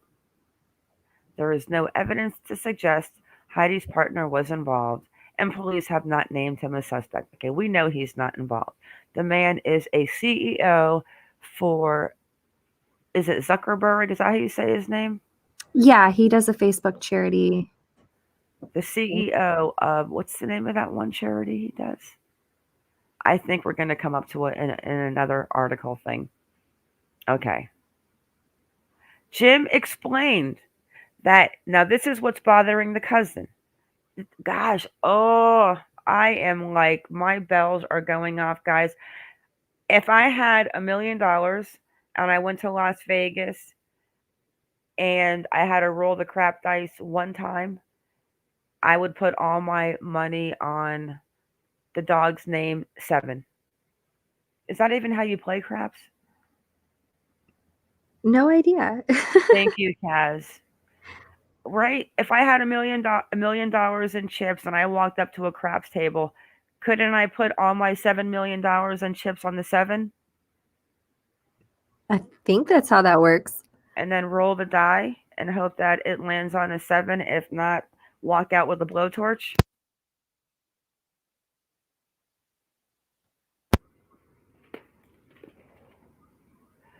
Okay, so if you want to read this right here, girl, take over and read a little. If you can see the gym lead contacting, it's all. This is all. Okay. Yeah. Let me go into like I can go into chat and see, pull up some comments. Jim explained that he is acting as the lead contact for the police and Heidi's friends through the ordeal. Such a nice guy. Asked to describe Heidi, Jim said she's a great coworker, a great worker, a great mom. We have totally different parenting styles. I'm a very strict dad. This is not my first rodeo. I've got 2 older kids. Our son is Heidi's only child, and she's a bit more relaxed in her parenting. Okay, wait. Go back up again. What did he say about Heidi? That she's a great worker and a great mom. But you wouldn't know that from the court records and everything he said there. Jim. Okay. We were married for a couple of years, but had been with each other for 4 years. We divorced 9 years ago. Heidi was captured on security footage leaving her home with her dog in a gray 2017 Range Rover on October 17th. The dog was found later that day on the 28th floor of a high-rise building in downtown LA, 12 miles from her home in Downey, California. Okay. So, we have totally different parenting styles. I am a very strict dad. This is not my first rodeo. I've got 2 older kids. Until today or yesterday, I think Kaz and I were looking into some things, and I was like, he does have 2 older kids. Considering that he's 63 years old, those kids could be in their 40s and be grandparents themselves. I mean, grandparents. Yeah, someone in the comments said we should look into the son Jensen. Yeah, we're going to. And the connection now with Sugarman, but I don't know if they could have met, but I got a feeling that we'll talk about this in a minute. But one more thing I wanted to talk about really quick. So when you think about what he says right here, that they have been divorced for 9 years. He has been torturing this woman in court for 9 years. All right. Just 1 second. Let me see. I think this is basically, this part right here is all we need left on this article. Her car remains missing, according to local reports, after her laptop and phone were found at her home during a wellness check on October 20th. Then on October 29th, FBI agents raided her home, allegedly leaving with files. They had been expecting to find a crime scene there, according to local reports. That came after it emerged that Heidi's boss was under federal securities investigation for possible fraud charges, according to local reports.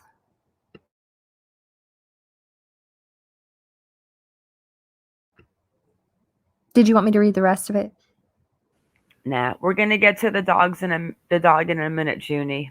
Yeah, we've got some stuff on the dog that's very contradicting as well. No, that's it for this article because we are just quickly trying to go through what is very strange about this man. So let me just make sure. So now we've learned about. So now we've got the dates. Okay. 17th is the game. 3 days go by, the text message. I am totally convinced that all of those text messages are not from the boy. I've said it from day one. When the boy read off the text message, he read only that one. I think good old Wayne was filling in the messages about the friends putting out the flyers. The one person that I do want to get a hold of is this part right here.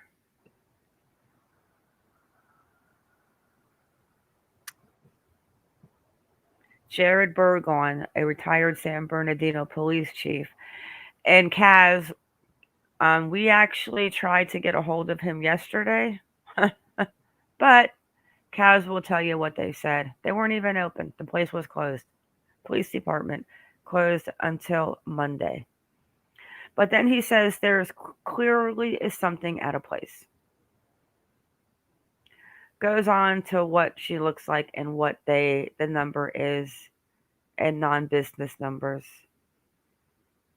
So that was basically it for that article. Let's move on real quick.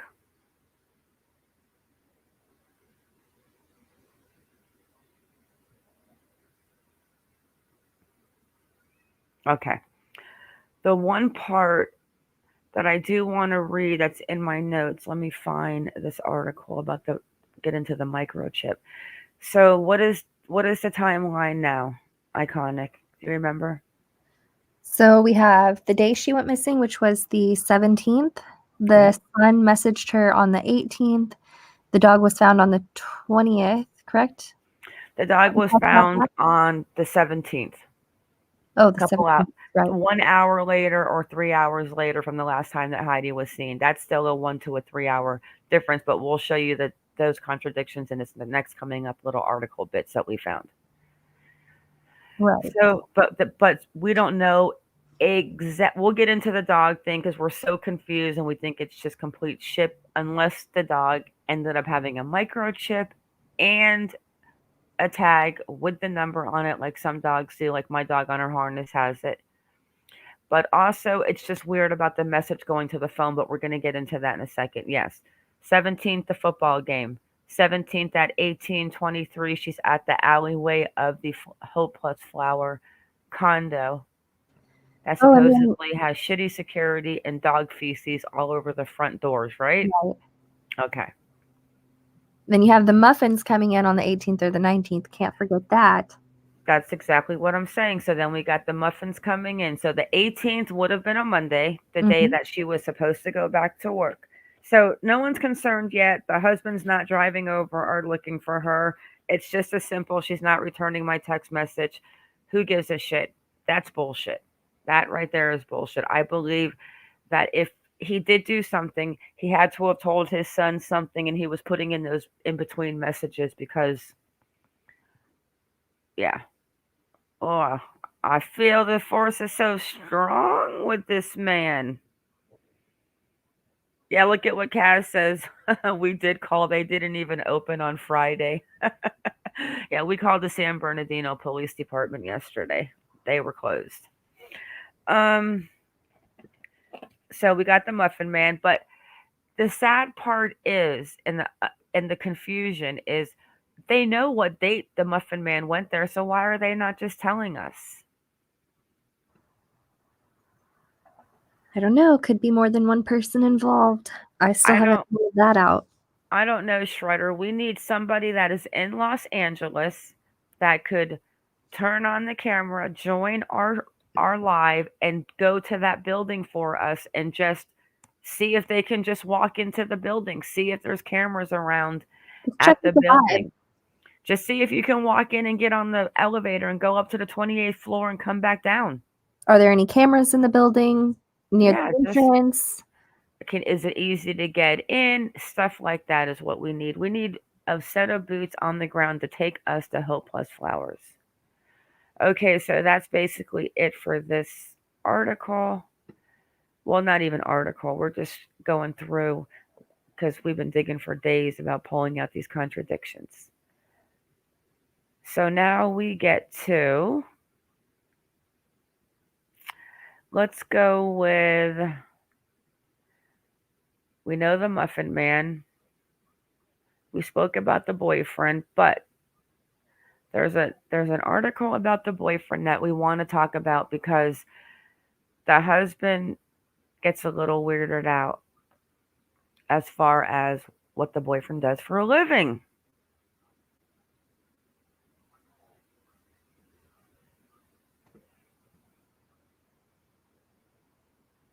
I mean, I think it's a great job. Listen, people are people to me.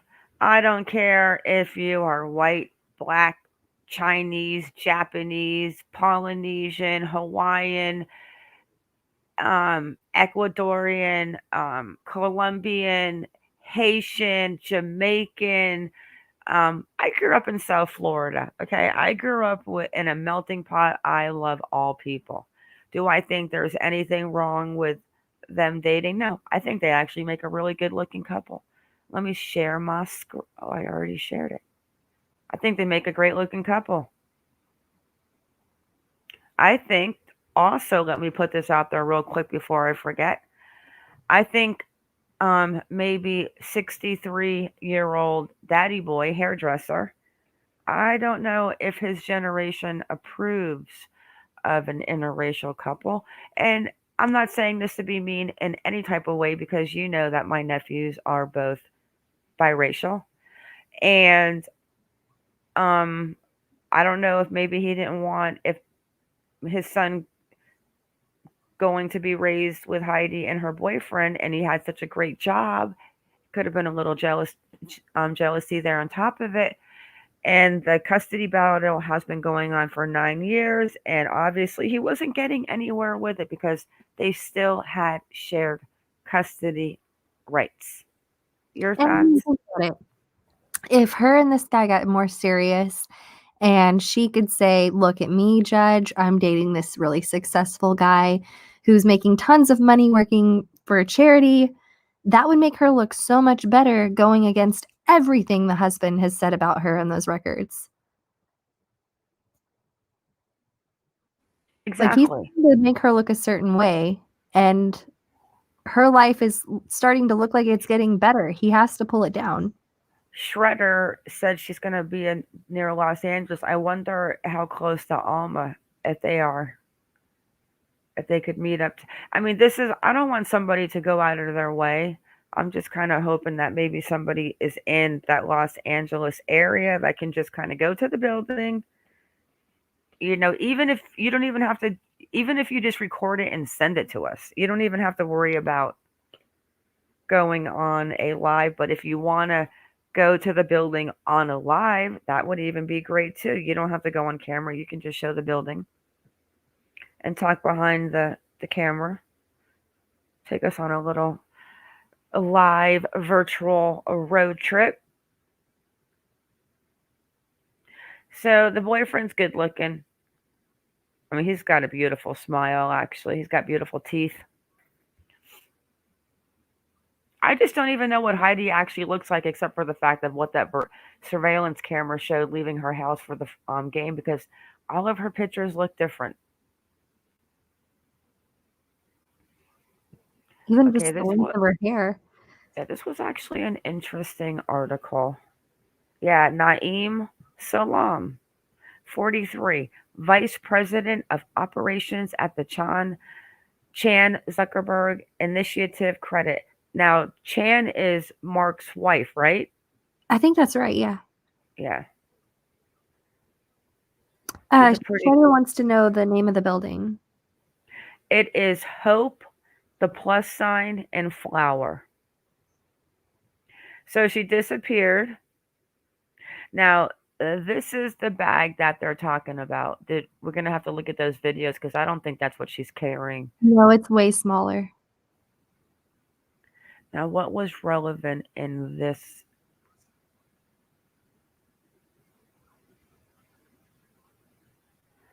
What is okay, he's really a wonderful man. One sec. Okay, this is the part. Okay. Heidi's ex-husband Jim told his son that Naeem and Heidi had a debate before she went missing and thought she was ghosting him when she didn't contact him. The 63-year-old Beverly Hills beauty salon owner emphasized that there was no doubt about Naeem. He explained, "No worries about him. He is a wonderful person. I'm certainly not a detective, but he looks like a really great person." They had a discussion a week ago, so he knew nothing about her disappearance. He thought she was just making him a ghost. He didn't know. Jim said the couple's quarrel went beyond Naeem, who felt he had to stay north instead of going to Los Angeles with Heidi. He lived in San Francisco, and she wanted him to get off, so they said they went into discussions. But he couldn't because he had to work, Jim said. What does that say? Rice field. as I said, I'm not a detective, but I can almost assure you that it isn't. He has such a weird way of What speaking. does that say again? He couldn't because he had to work. Rice field. What? Can you? Like, why throw that in there? What is the point of that statement? Rice field. See? I told you we were going to find that article. You cannot make that up. Why in God's name do you have to tell the reporters that he worked in a rice field? Because do we have to? I mean, are you indicating that he is a black man? Shredder Tateman's going to be 13 minutes away from the Hope Plus Flower. Shredder, I'm gonna send you a private message in Discord and give you my phone number. He works in a right. Is it just me, or do you find that rude? Oh, no, I do find it rude, but I think he's just kind of letting that mask slip that we see in the texts and the documents. You're seeing that real side of him right there. A rice field. He just Okay, so couldn't keep it inside. all right, let's move on. So now we've got him saying what a wonderful. So he said he's a wonderful guy about 4 times. He had to convince, I don't know who he's convincing, because he probably is a wonderful guy, but let's just jab him right in the ball sack and say he works in a rice field. Yeah, that really makes a difference. He doesn't work in a rice field. He works for Facebook. And you are a dickhead. Excuse my French. Okay. It's true. One sec. Let's see what we looked at so far.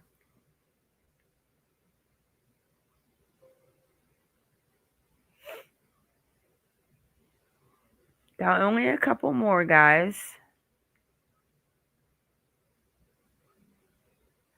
I don't know what the importance of this page was, but obviously it's something that we found in here.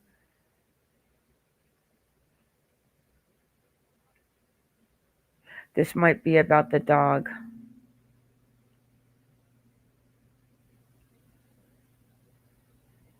Let me see if this loads.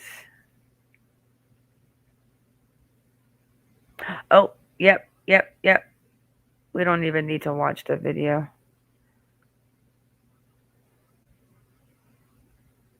Well, oh, hang on. I think I won something. I won a trip to Disney.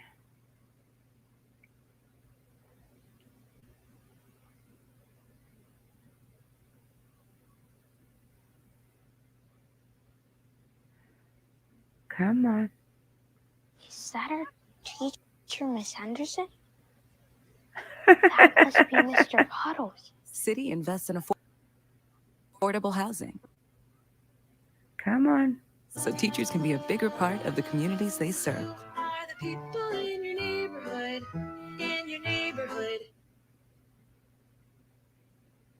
It's such a strange story, and the more we learn about it, the weirder it seems to get. K-Rock's on-air personality Kevin Kline talking about the disappearance of Heidi Planck, who's friends with him and his wife. Heidi has always been fun. Oh, this is new, girl. This is a new interview. What just happened?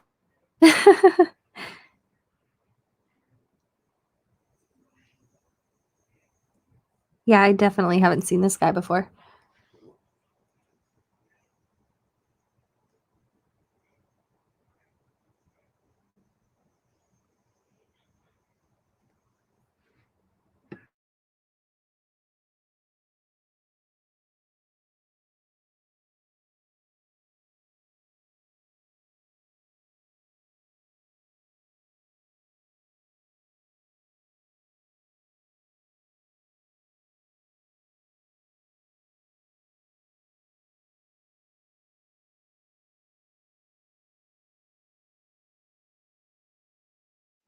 Slimy. No, that's not it. Stealthy? No. Slinky. Ever wonder how your favorite toys got their names? People would throw Frisbee pie tins. The movement kind of reminder of hula dancers. And boom, the hula hoop was born.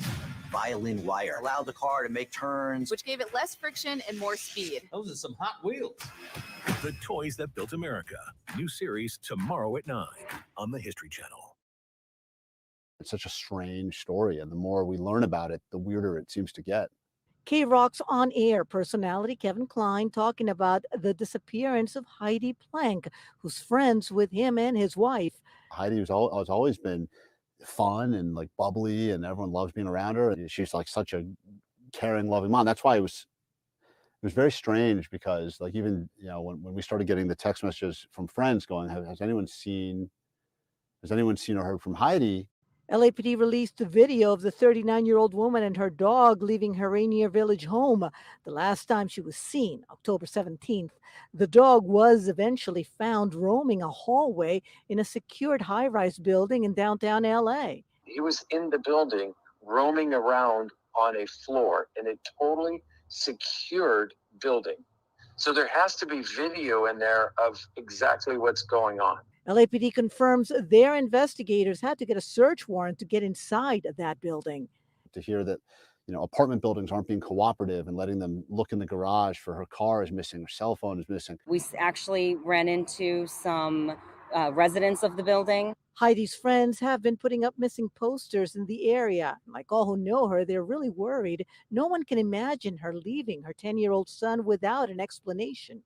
And as a parent myself, I start thinking about her son, and it breaks me. Everything just smells very suspicious. And I know there's not much I have the power to do, but even just in mentioning it on the radio, talking about it on K-Rock, it's even like a small part we can play in just helping to track her down.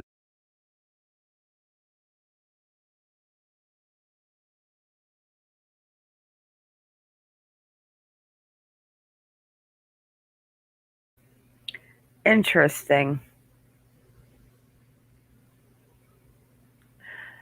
Okay, 2 more. We need to go to, we got the Muffin Man done. Reading the one article on how sketchy that apartment is, it's mind-boggling to me that they were so hesitant to share stuff. Right?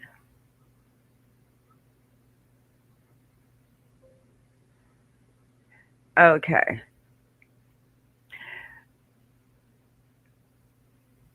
Where is the one that we were just looking at about the dog? One sec.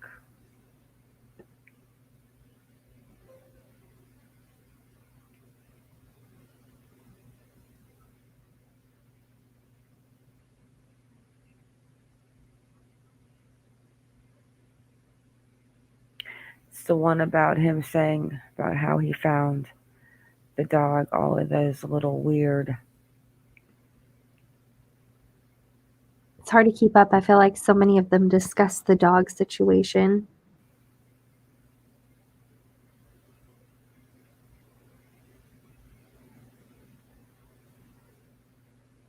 Right? See, if they were talking about the Ricefield Foundation, I would hope that they would capitalize that. That would be my only comment.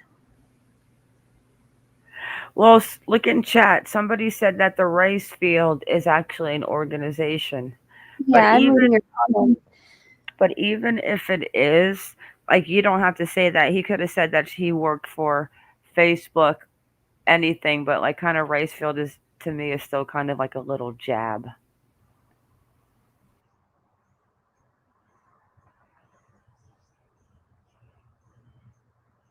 Cass says that's what she put into the Discord. Oh, yeah. I'm looking for that one article that we were getting ready to touch on about the dog and the chip real quick before I go into this last article before we can listen to what the psychic person said. One sec.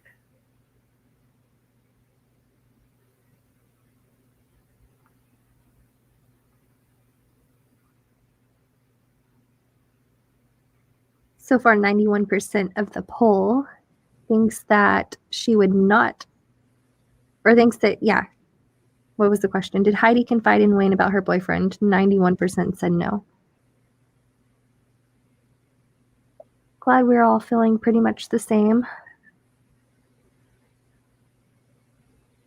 Okay, you know which article I'm looking for is the one regarding what the husband said about the laptop and Sugarman's assistant. Okay, one sec. Let me get in Discord. I think this one we can start with. Okay. This one here is a good one to start with until I open that other one, which I have. Just need to figure out which one it is, but this one's a good one to start with real quick. Right here, even though I can't stand the lag in the Daily Mail. But this is going on about the boss, so let's get down here.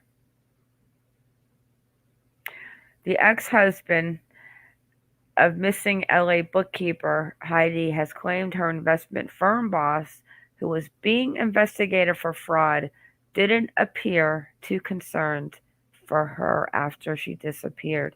He seemed more worried about recovering her work laptop instead. So we got to think about what the cousin said, that he thinks that they introduced Heidi to Jason Sugarman.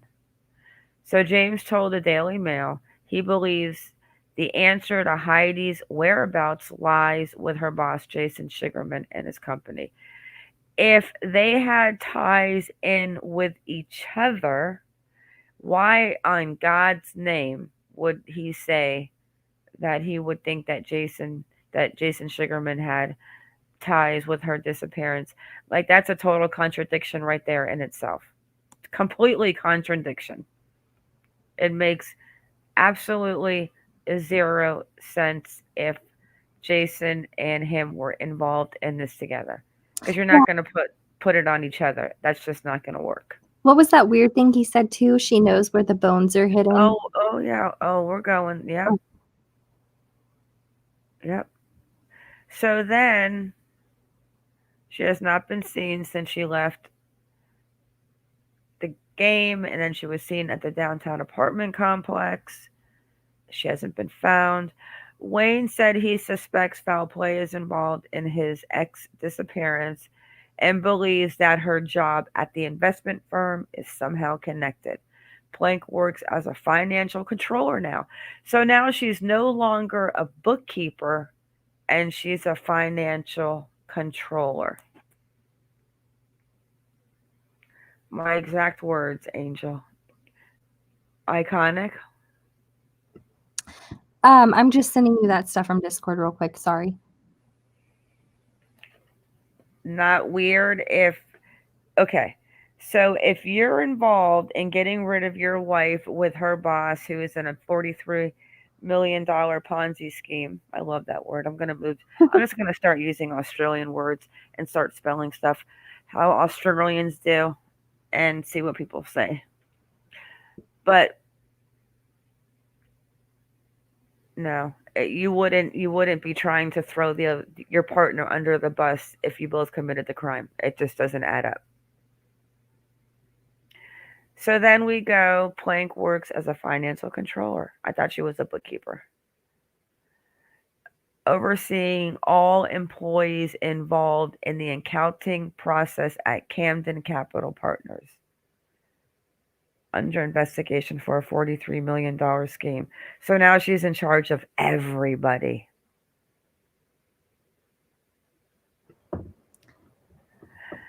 Linked to her job. So here's Jason and his wife and his son back. I think that was 2014.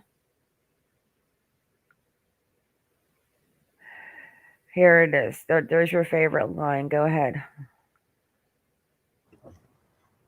So Heidi knows all of Jason and the company's secrets. She knows where the bones are buried, Wayne said. Okay, so a weird thing to say when someone's missing. But this is the weird part too.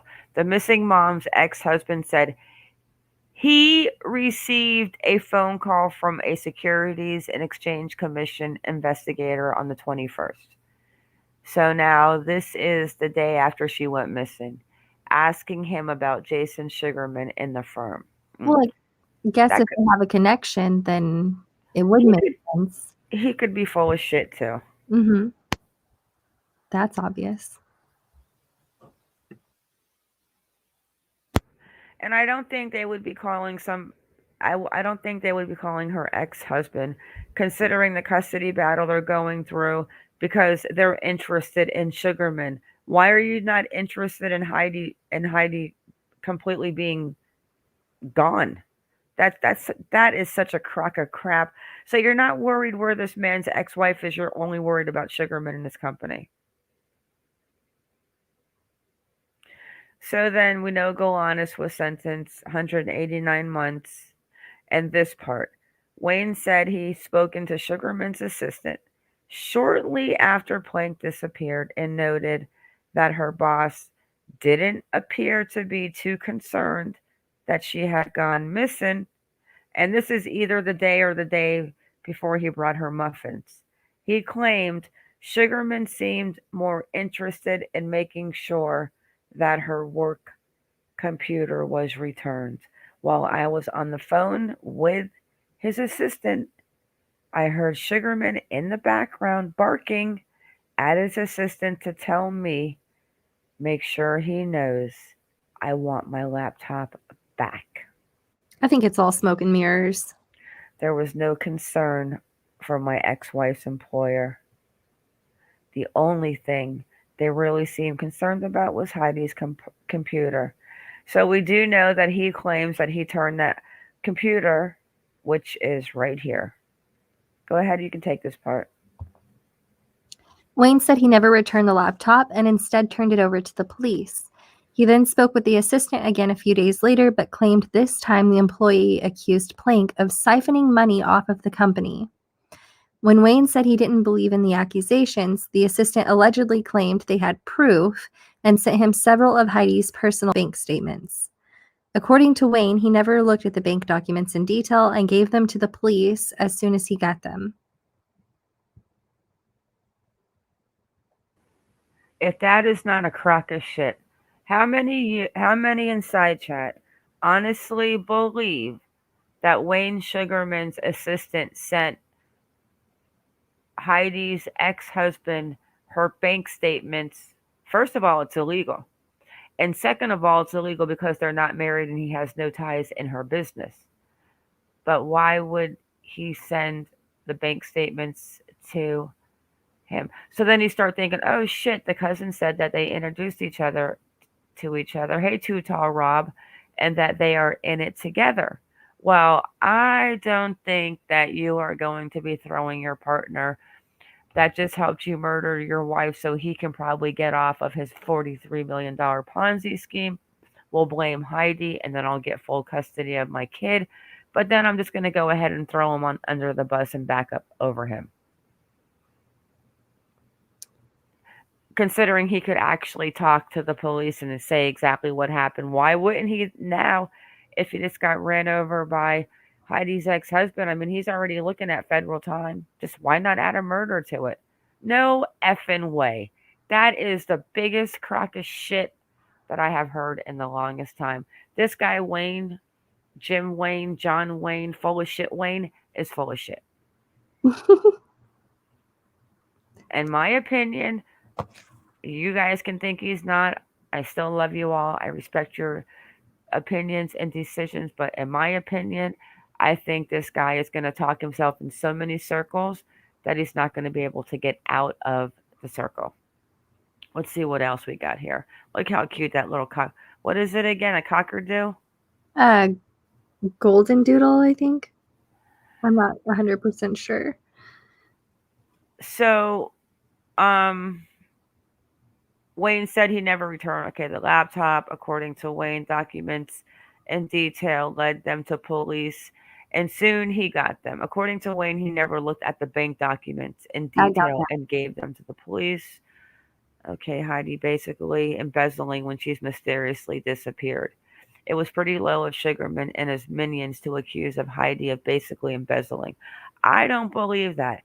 I think, like I said in the beginning, that is the perfect way for Sugarman to get off. Get rid of Heidi. Put everything on her, because all there has to be is one juror to find reasonable doubt. And if you can't find Heidi, then there's reasonable doubt that maybe she's the one that did it.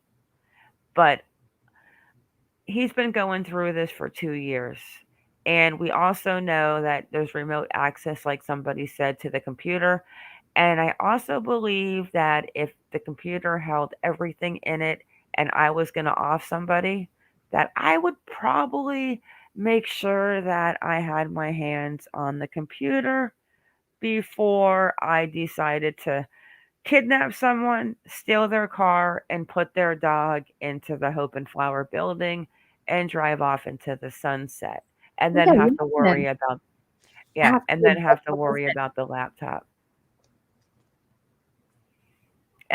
to worry about the laptop. Because Jason Sugarman being her boss, it could have been a very easy setup. Let's meet at a cafe. Let's meet here. Let's meet there. Bring your laptop. Hi, my elderly cats.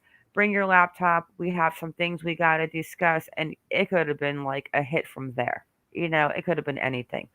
But to get rid of somebody and then leave the evidence behind on a $43 million Ponzi scheme, get GTFO.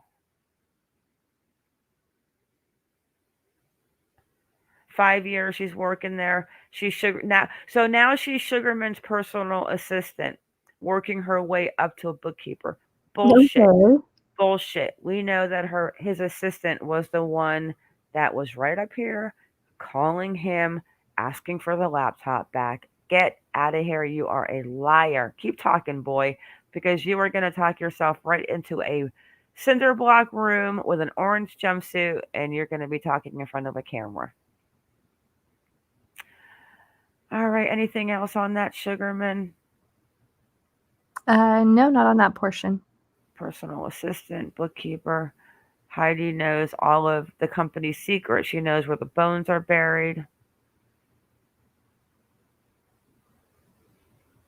Yeah, you're a prick.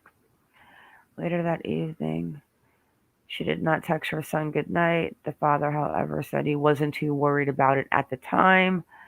Heidi is the type of mother who texts her son. So now she's this type of mother that texts her son and all this stuff but he didn't begin to grow worried till on the 20th, 3 days later. I mean, a few texts here, no response, but you know what? I only live 20 minutes away. I guess I'm too lazy to drive by and see if she's still alive. But you'll drive down to the apartment 2 times to get the dog and then to drive back a couple of days later because it suddenly occurs to check to see if the car is there. And here's the map. She goes from leaving her home. The school is over here. The football game is here. And somehow she ends up kind of like the dog ends up right here. So instead of driving closer to go check at her house and see if anything's wrong, who knows where the husband lives? Like, I really don't know. I know he lives by Beverly Hills. He lives in, I forget the name. But to go all the way into downtown, but I think he actually lives by downtown, by Beverly Hills somewhere. So that could be that too. And then what else was it? Luckily, the dog was found. Oh, it's a Bernedoodle. What's a St. Bernard and a doodle? Oh, Bernese. Who knows? I want a Bernese. German Shepherd. It's just a straight up normal. 28th floor. No connection. The dog was our dog. Oh, that's interesting. Now you share a dog after not being married for almost a decade. Okay. Let me look at chat. Is that not an interesting choice of words? Our dog? You have been divorced for 9 years. That dog is not even... The kid's mother, my child's mother, but now you own a dog together. Okay. Wait a second. The dog is not even 9 years old. Every time I read something that this guy says, I'm blown away. Listen, this font is so big, I feel like it's jumping out of my computer. Hang on. There we go. I'd like to know. Oh my! And it wasn't even a typo. It wasn't even a. Our dog was able to pass through the front door of a building without a key card. Walk past the desk, walk into the elevator, and up to the 28th floor. How does this happen? I'd like to know how our dog made the 30 miles trek from Downey. So now is he claiming that the dog walked 30 miles from Downey when you see her with the dog on the leash? I mean, it's obvious that the dog went there with her. If she had her car at the time, from what it's being painted to look like. So that was a stupid comment. No offense. Unless this was before they found the video surveillance of her walking the dog on the alley. It could have been, you know what I'm saying, before they realized that she was there. When was the date on Wait a second. Look at this. Wayne said they were able to find their dog because the dog was microchipped. And supposedly it goes on something about, he continued, Heidi just didn't take off. She lived for him as my ex-wife. I can say she was a good mother. Oh, this was definitely prior. Wow. Well, he is a horrible, horrible liar. Wow. Every time I can say she was a good mother or something to that extent, I call bullshit so hard. Everything he said about her to the judge, the person you would want to, probably tell the truth to, it says completely the opposite. He has torn her apart every chance he got. Yeah, and see, here it is. He didn't make the phone call. And we have to remember another weird part. So on October 20th, when he picked up his son from school, contacted his ex-wife, told him he'd be there to pick him up. Wayne said he later arrived to see Heidi hadn't shown up. It was then that he got worried. I took my son. We both went over to the LAPD. So he got worried at that point, but he didn't get worried enough between the 3 days of no response on a text message to have the decency to go over and check on her and their dog. What am I missing with this guy? You guys see what we're saying? It was not a GPS tag. We looked in LC, it was a microchip, but we are not sure if the dog had a tag with the name and a phone number. That could be a possibility that has not been either said nay or yay. But we will explain now with the microchip, and supposedly the dog was found an hour after Heidi was last seen on that video surveillance, and then we have it where she was seen 3 hours. So we're all up to date on the dates, right, guys? You see the contradictions? Or is it just Iconic and I? No, Kenny, we're going to tell you how they claim they connected to the microchip. It's interesting crap. We know, Kenny, believe us, we know. What do you got to say, Iconic? That the story of the microchip is also hugely contradicting between who reported it and how that all came about. Exactly. So we're done with this article. Luckily, their pet, you get a Bernedoodle. I want a Bernese, actually. The dog, Wayne said they were able to find their dog. We'll tell you exactly how they found their dog. What is that? What in the world is that thing? Well, it kind of looks like mushrooms growing out of a ceiling. Oh, that's really nice. Okay. I thought it was like a land octopus, it looked like. All right, let's see what else, because we know. Now we're going to get into the dog.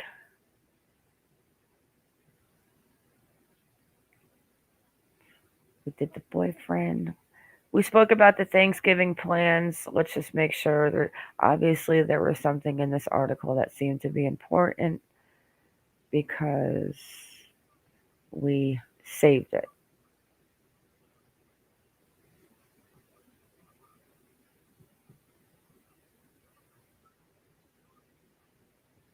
Yes. Hang on one second.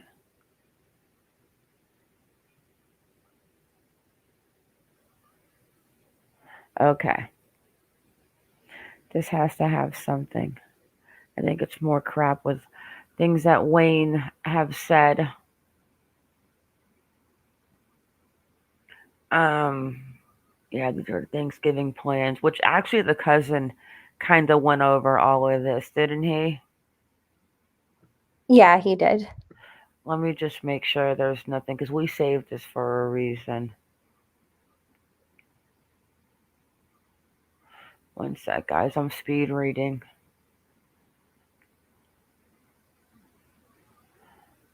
Jason Sugarman, client, Fox News. Okay. Fox News reports that Wayne said he thinks that foul play is involved after the SEC contacted him on October 17th and asked about Sugarman. Okay. So the woman is not even missing as far as anyone's concerned because he has not called her in missing until the 20th. Right. So guys, let's think about this statement for a second.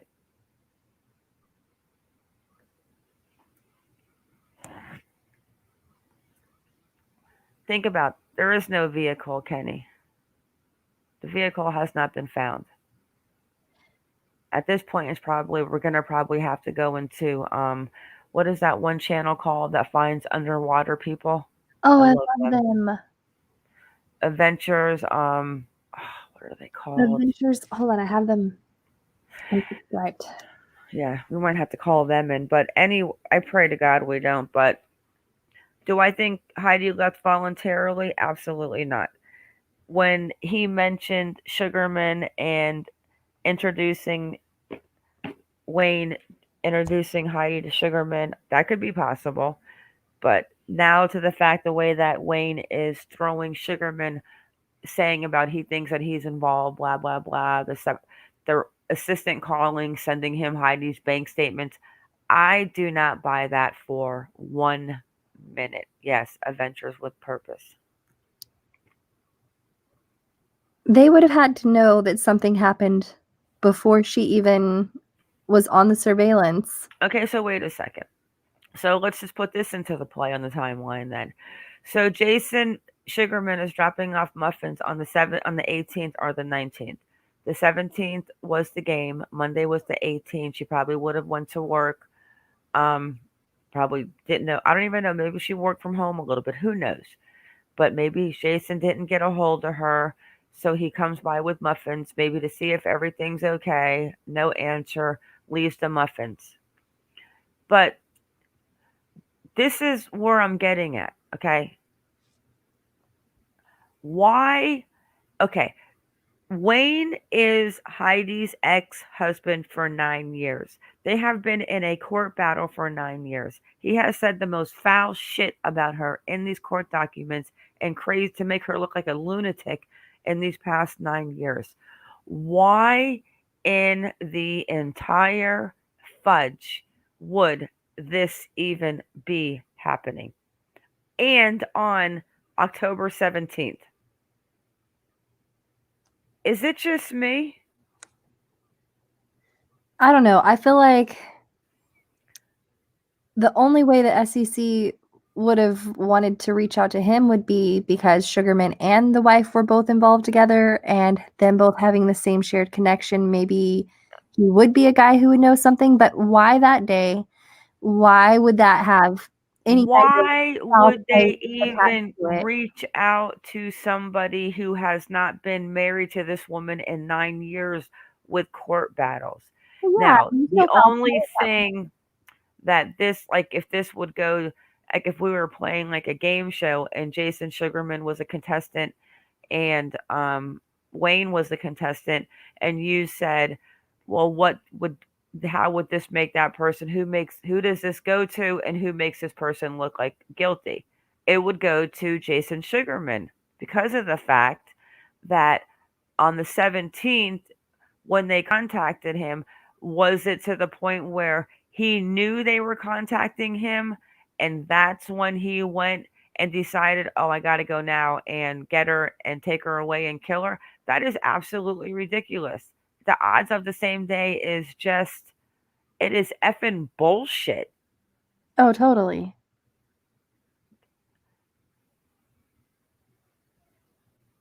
He's Am I like completely wrong? destroying his reputation if he's not involved. This is utter bullshit. You're right.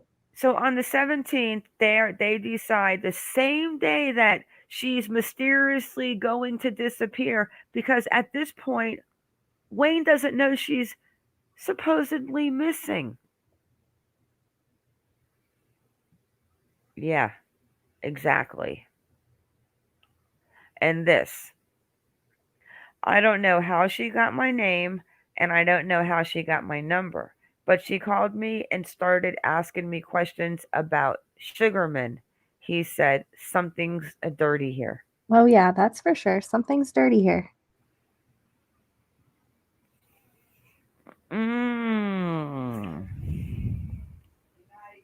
That is absolutely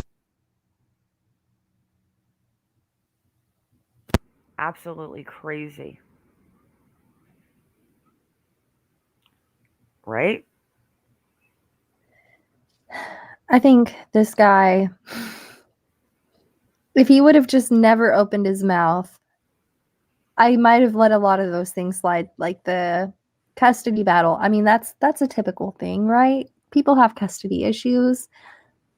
But for him to say all of these things to the media about her being wonderful and great and her boyfriend's awesome, everything's amazing, we share a dog. That's not who you are. That's not your relationship. That's not how it is. Yeah, no shit. I can't. Okay, where is that one thing now about the phone? This is the last part, and then we're going to end it with that psychic thing. But where is the part with him saying about the messages coming to the cell phone for the dog?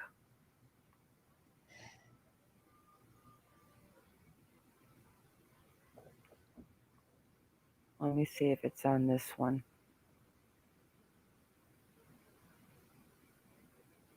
Oh, this was that new one that we didn't see with this picture.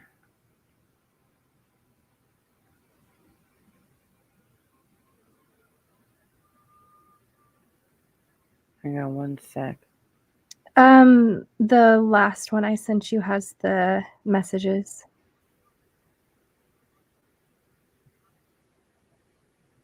Hold on one sec.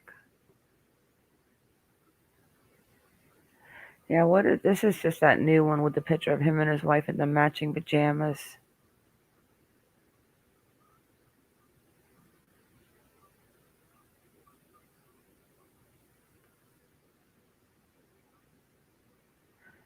So the wellness check too is bothersome.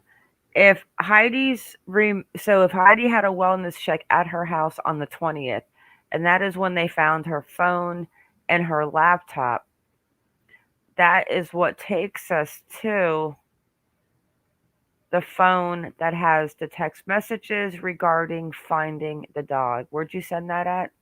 The last Discord article I sent you, if you scroll down past all of the stuff about the apartment's condition. Oh, okay. He talks about the messages he got from the couple who messaged him about the dog.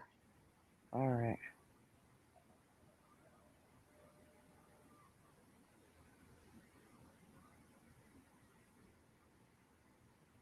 Yeah, Jim Boy over here is looking.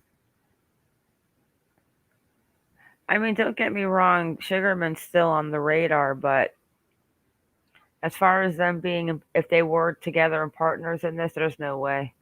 Because Jim is completely throwing this man under the... It's not even he's throwing him under the bus. He's trying to push... He's framing him. The narrative that he's definitely something to look at. And the more he does this and says this crazy stuff, the more he honestly looks like a little nutty. It's under the portion ex-husband speaks out.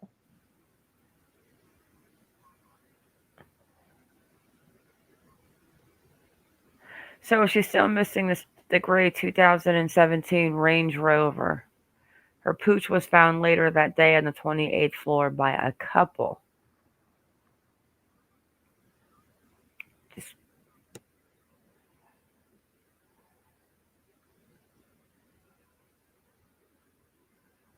So really, this is a bad building, they say. They have issues, drugs, rampant drug use, rowdy residents claiming security cares more about people wearing masks.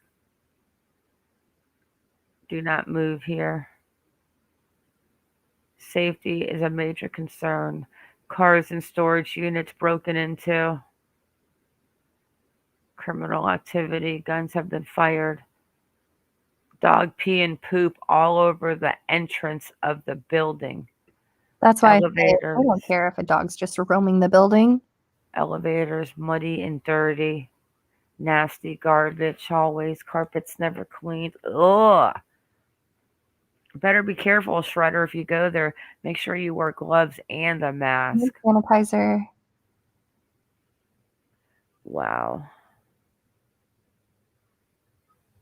Okay, where am I going to? Okay, so in this portion, scroll down just a few more paragraphs. Okay. No, you're on it still. In an exclusive interview with The Sun, her ex Jim revealed how he found the messages on Heidi's phone from a stranger who had discovered her dog Seven wandering alone in the high-rise.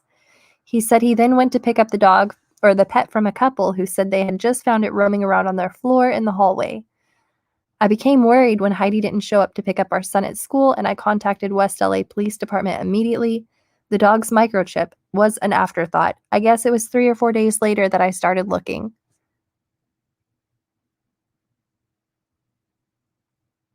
Yes. So, and it says in another article, which I'm not going to dig up, that and it was like almost like a week later that he had messages to the phone. But my question is, how and why does he have Heidi's phone? He's so full. It is so. My money is on this man right here, and I think he's going to screw up. I think he has screwed up. And that's why there's not a lot of talk right now, because he is just... They're letting him dig his own hole. Man, is he digging a hole. Let me see what else is on here.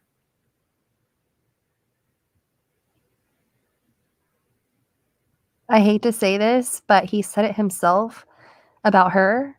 I think he knows where the bones are hidden. Look how cute that puppy is. Poor puppy. Yeah, well, the husband and the kid have it. He wanted their dog too. Their dog. Gosh, dude, you are a nut job. I mean, just and even if he knows Jason Sugarman or he introduced them or whatever, he could have completely, maybe he set them up to become friends to do this down the road. Maybe this was a plan for a while. Yeah, my money's on, I feel the force is strong with this one with me. That's all I got to say. I'm just checking this last article to see why we have it. Okay, here it is. It says, and then we're going to play that, which I haven't seen. I don't even know if I believe in that stuff. But we're going to play that video, that psychic thing. Okay.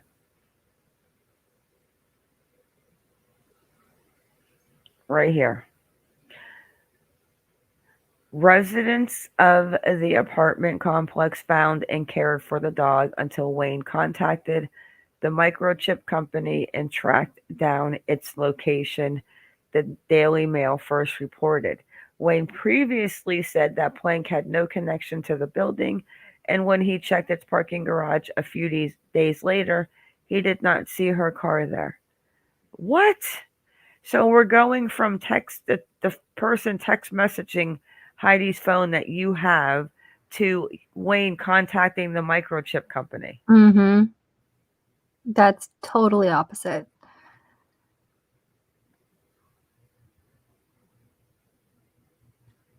You know what? This man is completely full of poop. He really is. He has completely lost. I mean, yeah, he's definitely going to screw up. Yep. And he's probably wherever Heidi is with the keys. Maybe he drove her in the car, God forbid, into like a water area thing, like what happened to Stephanie Cummings. I don't know, but he's a weirdo. And then we've got, and on this one, an exclusive interview with the Sun, Jim revealed how he found messages on Heidi's phone from a stranger who had discovered her dog Seven wandering alone in the high-rise. While this part, I mean, this is like crazy. Heidi's car remains missing, while her laptop and phone were found at her home during a wellness check on October 20th. So who did the wellness check?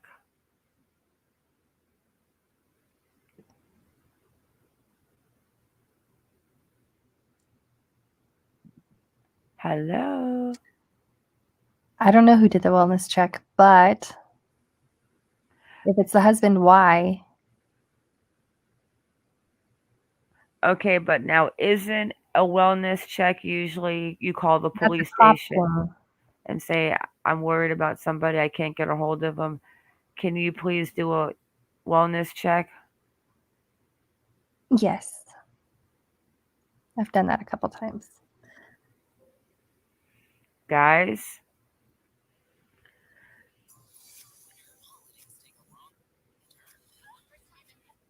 well, everyone agrees if there was the boss, the laptop wouldn't still be there. right? It's just, there's just too many things that don't make sense with him. 79% think.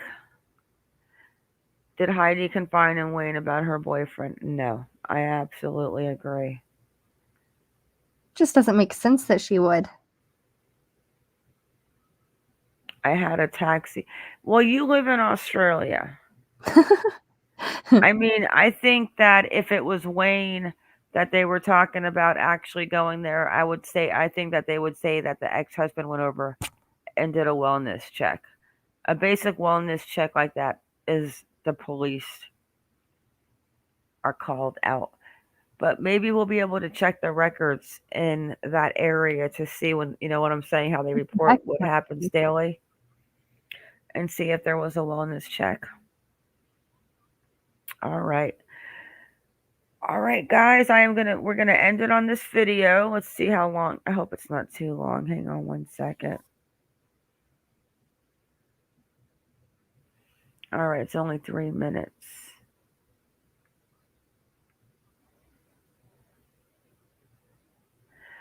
So let's watch the video. It's only 3 minutes. Remember, everyone, stay vigilant and keep your baby safe. And thank you all for coming in. And thank you, mods. And if you haven't, guys, and you want to get into the new book club starting Monday, make sure you drop your books that you want to get into, which is on Audible. Nobody's reading the books, it's Audible, underneath that video. The new book video. I forget what it's called. New book club edition, chapter 2, maybe. Sounds good. I'm getting tired. All right, guys. Let's end it and see what this is about. People are talking about it. I do not watch this sort of thing, but I will say that I'm curious. Sometimes they're pretty good. Yeah, we went over that before, Kaz, about the, I don't know, weeks ago, about her texting her boyfriend. She was saying that she was afraid, but, you know, I'm still putting my finger on the husband. All right, guys, let's check this out, and everyone have a good rest of your night or day. Thank you for coming in.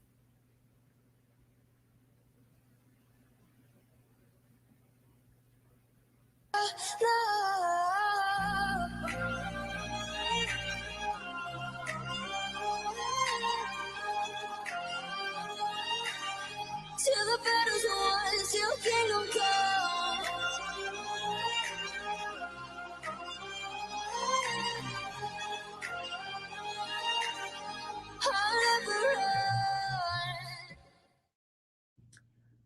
Heidi, who caused your disappearance? Was it an ex-husband? Was it your boyfriend? Was it Sugarman? Was it Sugarman or someone that Sugarman hired?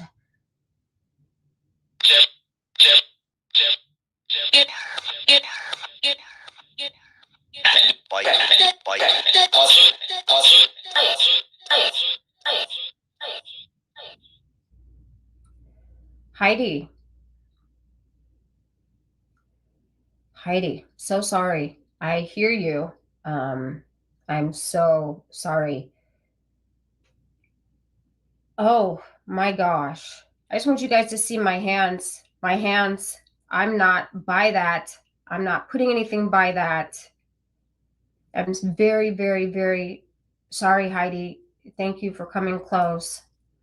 I'm very sorry. We're trying to, we would like to try to help you. There's many ways that I can do that.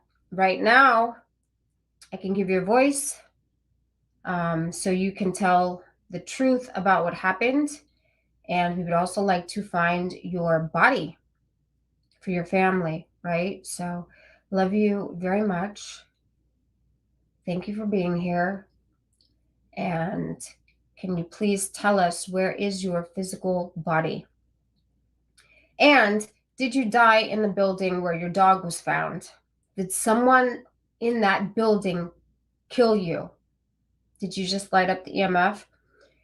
If someone in that building where your dog was found killed you, can you get close to that box again and make it light up?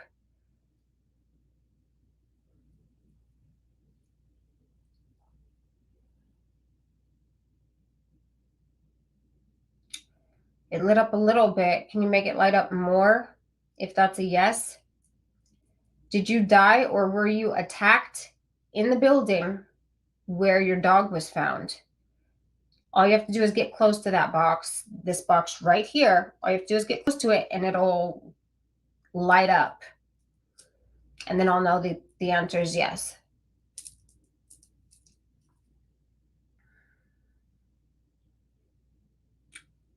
So maybe the answer is no. Did you go somewhere else? Oh, there it is. So the answer is no.